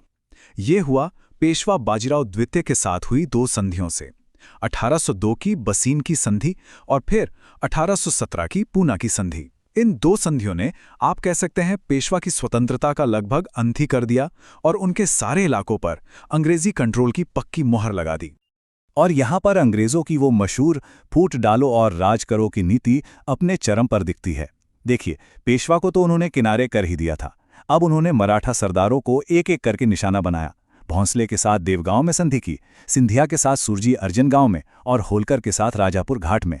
हर एक संधि ने मराठा संघ की जो एकता थी उसे थोड़ा थोड़ा करके तोड़ा, जब तक कि वो पूरी तरह बिखर नहीं गया। कमाल की स्ट्रैटेजी थी। तो मराठों के पतन के बाद अब भारत में एक आखिरी बड़ी ताकत बची थी जो आज़ाद थी, उत्तर पश्चिम में महाराजा रणजीत सिंह का सिख साम्राज्य। और इस आखिरी सरहद को भी अपने कब्जे में लेने के लिए आप गेस कर सकते हैं, संधियों का ही इस्तेमाल किया गया। पहले आंग्ल सिख युद्ध के बाद 1846 में हुई लाहौर की संधि, इससे सिखों को अपने बहुत बड़े इलाके गंवाने पड़े। और फिर कहानी का अंत हुआ दूसरे युद्ध के बाद 1849 की अमृतसर की संधि के साथ। इस संधि के साथ पंजाब को औपचारिक तौर पर ब्रिटिश भारत में मिला लिया गया और इसी के साथ पूरे उपमहाद्वीप पर ब्रिटिश नियंत्रण का जो कागजी काम था वो पूरा हो गया। तो इस पूरे कागजी सफर को देखने के बाद ये सोचना बहुत जरूरी है कि इन संधियों ने आखिर पीछे क्या छोड़ा, इनकी विरासत क्या थी। देखिए, ये संधियां सिर्फ कागज के टुकड़े नहीं थीं, ये वो मील के पत्थर थे जिन्होंने भारत के राजनीतिक नक्शे को पूरी तरह से बदल कर रख दिया। ये असल में वो ब्लूप्रिंट थे, वो नक्शा था जिसके आधार पर ब्रिटिश राज की इतनी विशाल इमारत खड़ी की गई। हर एक संधि एक ईंट की तरह थी जिसने धीरे धीरे एक पूरे साम्राज्य को बना दिया। और अंत में बस एक सवाल या कहिए एक विचार, जब हम इतिहास की इन संधियों को देखते हैं तो ये सोचना लाजमी हो जाता है कि आज की जो कूटनीति है, आज के जो समझौते हो रहे हैं, वो आने वाले भविष्य को कैसे आकार दे रहे हैं। क्योंकि इतिहास हमें एक बात तो जरूर सिखाता है कि कभी तो उन किताबों के पन्नों में सांस लेता है जो उस देश की सोच और उसकी आत्मा को बनाती हैं। लेकिन यहाँ एक बड़ा सवाल उठता है, क्या सच में कुछ शब्द, कुछ पन्ने एक पूरे के पूरे देश को बना सकते हैं? क्या स्याही में इतनी ताकत होती है कि वो किसी मुल्क की तकदीर लिखते? जवाब है हाँ। आधुनिक भारत का इतिहास शब्दों और विचारों से ही तो लिखा गया है। ये सिर्फ किताबें नहीं हैं, ये तो वो बुनियाद है जिस पर हमारे देश की इमारत खड़ी है। तो चलिए आज इसी दिलचस्प सफर पर निकलते हैं। इस सफर में हम देखेंगे कि कैसे विचारों ने आज़ादी की लड़ाई को हवा दी, फिर जानेंगे कि क्रांति की आवाज़ में कितनी ताकत थी, बंटवारे के दर्द को समझने की कोशिश करेंगे और फिर देखेंगे कि एक नए भारत की नींव कैसे रखी गई, और आखिर में बात करेंगे कुछ अलग अलग नज़रियों की। तो पहला पड़ाव, कलम से आज़ादी की लड़ाई। यहाँ हम उन विचारों पर नज़र डालेंगे जिन्होंने पूरे देश में स्वतंत्रता की एक लहर पैदा कर दी। और जब कलम की बात होती है तो सबसे पहले जिक्र आता है महात्मा गांधी का। देखिए, उन्होंने अपने लिखने का इस्तेमाल कई तरह से किया। एक तरफ सत्य के प्रयोग में वो अपनी जिंदगी और अपने उसूलों की कहानी बताते हैं, तो दूसरी तरफ हिंद स्वराज में वो एक ऐसे भारत का सपना पेश करते हैं जो पूरी तरह से आत्मनिर्भर हो। और उनका अखबार यंग इंडिया, वो तो अहिंसा और सत्याग्रह के विचारों को फैलाने का एक बहुत बड़ा मंच बन गया था। वहीं जवाहरलाल नेहरू ने अपनी किताब glimpses of the world history के जरिए भारत की आज़ादी की लड़ाई को दुनिया के नक्शे पर रख दिया। उन्होंने बताया कि भारत का संघर्ष कोई अकेली लड़ाई नहीं, बल्कि पूरी दुनिया के इतिहास का एक बहुत जरूरी हिस्सा है। और ये लड़ाई कई आवाज़ों ने मिलकर लड़ी थी। बाल गंगाधर तिलक ने गीता रहस्य से कर्म योग का संदेश दिया, तो केसरी और मराठा से राष्ट्रवाद की आग को और भड़काया। मौलाना आज़ाद ने इंडिया विंस फ्रीडम में आज़ादी का अपना नज़रिया पेश किया। सुभाष चंद्र बोस की द इंडिया स्ट्रगल ने एक जोशीला रास्ता दिखाया, तो लाला लाजपत राय ने अनहैप्पी इंडिया में ब्रिटिश राज की असलियत को बेपर्दा कर दिया। अच्छा, अब अहिंसक विचारों से थोड़ा आगे बढ़ते हैं। देखते हैं कि कैसे इसी दौर में कुछ जोशीले शब्दों ने हथियार का काम किया और क्रांति की आवाज़ को बुलंद किया। ये समझना बहुत ज़रूरी है कि क्रांतिकारी आंदोलन सिर्फ एक्शन पर नहीं, बल्कि एक बहुत गहरी सोच पर टिका था। एक तरफ भगत सिंह मैं नास्तिक क्यों हूं, मैं तर्क और विज्ञान की बात करते हैं, तो दूसरी तरफ भगवती चरण Vohra the philosophy of bomb में बताते हैं कि अंग्रेजी हुकूमत के खिलाफ क्रांतिकारी रास्ता अपनाना क्यों जरूरी है। इसी सोच को आगे बढ़ाने में और भी किताबें शामिल थीं, जैसे वीडी सावरकर की the Indian war of independence ने 1857 के गदर को भारत की आज़ादी की पहली लड़ाई का दर्जा दिया। बंकिम चंद्र चटर्जी का आनंद मठ और उसका गीत वंदे मातरम तो जैसे क्रांतिकारियों के लिए एक तराना ही बन गया, और शचीन्द्रनाथ सान्याल की बंदी जीवन ने उन हजारों क्रांतिकारियों के दर्द और बलिदान की कहानी दुनिया को बताई। अब एक मुश्किल और दर्दनाक विषय की तरफ चलते हैं, बंटवारा। एक ऐसी घटना जिसने इस जमीन के टुकड़े कर दिए, और लेखकों ने उस दर्द को अपने शब्दों में समेटने की कोशिश की। और जब भी बंटवारे का जिक्र होता है तो एक सवाल हमेशा हमारे सामने आ खड़ा होता है कि आखिर भारत के विभाजन के लिए कौन जिम्मेदार था। इसका कोई एक सीधा साधा जवाब नहीं है। डॉक्टर राजेंद्र प्रसाद की इंडिया डिवाइडेड हो या डॉक्टर राम मनोहर लोहिया की guilty men of Indian partition, हर किताब इस ऐतिहासिक भूल के पीछे की वजहों को समझने की एक कोशिश है। और तो और लैरी कॉलिन्स और डोमिनिक लैपियर की फ्रीडम एट मिडनाइट जैसी किताबों ने तो इस पूरी कहानी को एक अंतर्राष्ट्रीय नजरिया भी दिया। आज़ादी तो मिल गई, लेकिन इसके साथ आई एक बहुत बड़ी चुनौती, एक नए देश को बनाने की। इस दौर की किताबें इसी फिक्र से जुड़ी हैं कि एक आधुनिक भारत कैसा होना चाहिए। और इस बहस में सबसे मजबूत आवाज थी डॉक्टर B.R. अम्बेडकर की। उनकी किताब एनाहिलेशन ऑफ कास्ट सिर्फ एक किताब नहीं, ये एक घोषणा पत्र था। एक ऐसी मांग थी कि अगर हमें सच में एक बराबर का समाज बनाना है तो जाति व्यवस्था को जड़ से उखाड़ना होगा, और इस किताब का असर आज भी महसूस किया जा सकता है। इसी तरह राजा राम मोहन राय जैसे सुधारक धार्मिक और सामाजिक बदलाव की बात कर रहे थे।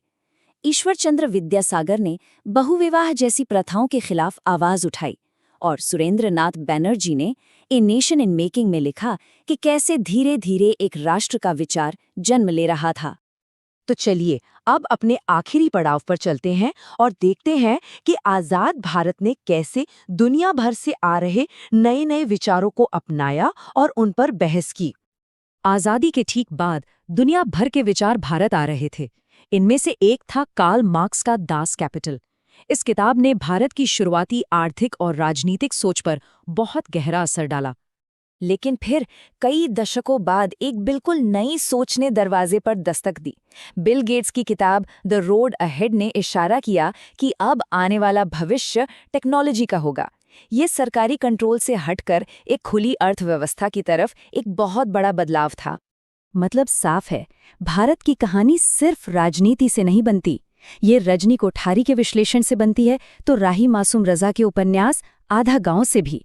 कैथरीन मेयो की विवादास्पद मदर इंडिया भी इसका हिस्सा है, और पंडित रविशंकर की आत्मकथा माय म्यूजिक माय लाइफ भी। ये सब मिलकर भारत की तस्वीर बनाते हैं।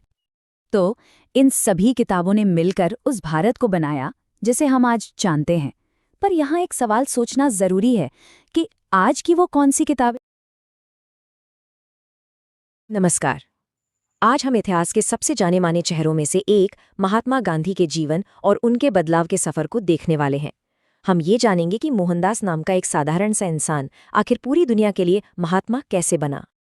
तो सवाल यही है कि एक वकील जो इंग्लैंड में पढ़ा लिखा था, वो आखिर महात्मा यानी कि एक महान आत्मा कैसे बन गया। ये कहानी उनकी इसी असाधारण बदलाव की है। अपनी इस पूरी चर्चा में हम गांधी जी के जीवन के 5 खास पड़ावों को समझेंगे, उनके शुरुआती जीवन से लेकर दक्षिण अफ्रीका में उनके संघर्ष तक, फिर भारत के स्वतंत्रता संग्राम में उनकी भूमिका, उनके वो सिद्धांत जिन्होंने देश को एक नई दिशा दी, और आखिर में उनकी वो विरासत जो आज भी जिंदा है। तो चलिए कहानी की शुरुआत वहीं से करते हैं जहां से हर महान सफर शुरू होता है, एक बिल्कुल साधारण सी शुरुआत से। ये उस इंसान के शुरुआती साल थे जो आगे चलकर दुनिया को बदलने वाला था। महात्मा बनने से बहुत पहले वो बस मोहनदास थे। 2 अक्टूबर 1869 को गुजरात के पोरबंदर में उनका जन्म हुआ। पिता करमचंद गांधी और मां पुतलीबाई के घर। पढ़ाई के लिए वो इंग्लैंड गए और 1891 में बैरिस्टर बन गए। कस्तूरबा गांधी से उनकी शादी हुई, 4 बेटे हुए, मतलब उनकी जिंदगी किसी भी आम पेशेवर जैसी ही लग रही थी। पर असल में यही वो सामान्य से दिखने वाली शुरुआत थी जिसने एक असाधारण भविष्य की नींव रखी थी। उनकी जिंदगी ने एक बड़ा मोड़ तब लिया जब वो दक्षिण अफ्रीका पहुंचे। यही वो जगह थी, आप कह सकते हैं कि एक ऐसी भट्टी थी जहां मोहनदास नाम का वकील अपने विचारों और संघर्ष के तरीकों को गढ़ रहा था। यहीं से उनके बदलाव की असली कहानी शुरू होती है। दक्षिण अफ्रीका में उन्होंने लगभग 2 दशक गुजारे और यही वो वक्त था जिसने उन्हें पूरी तरह बदल दिया।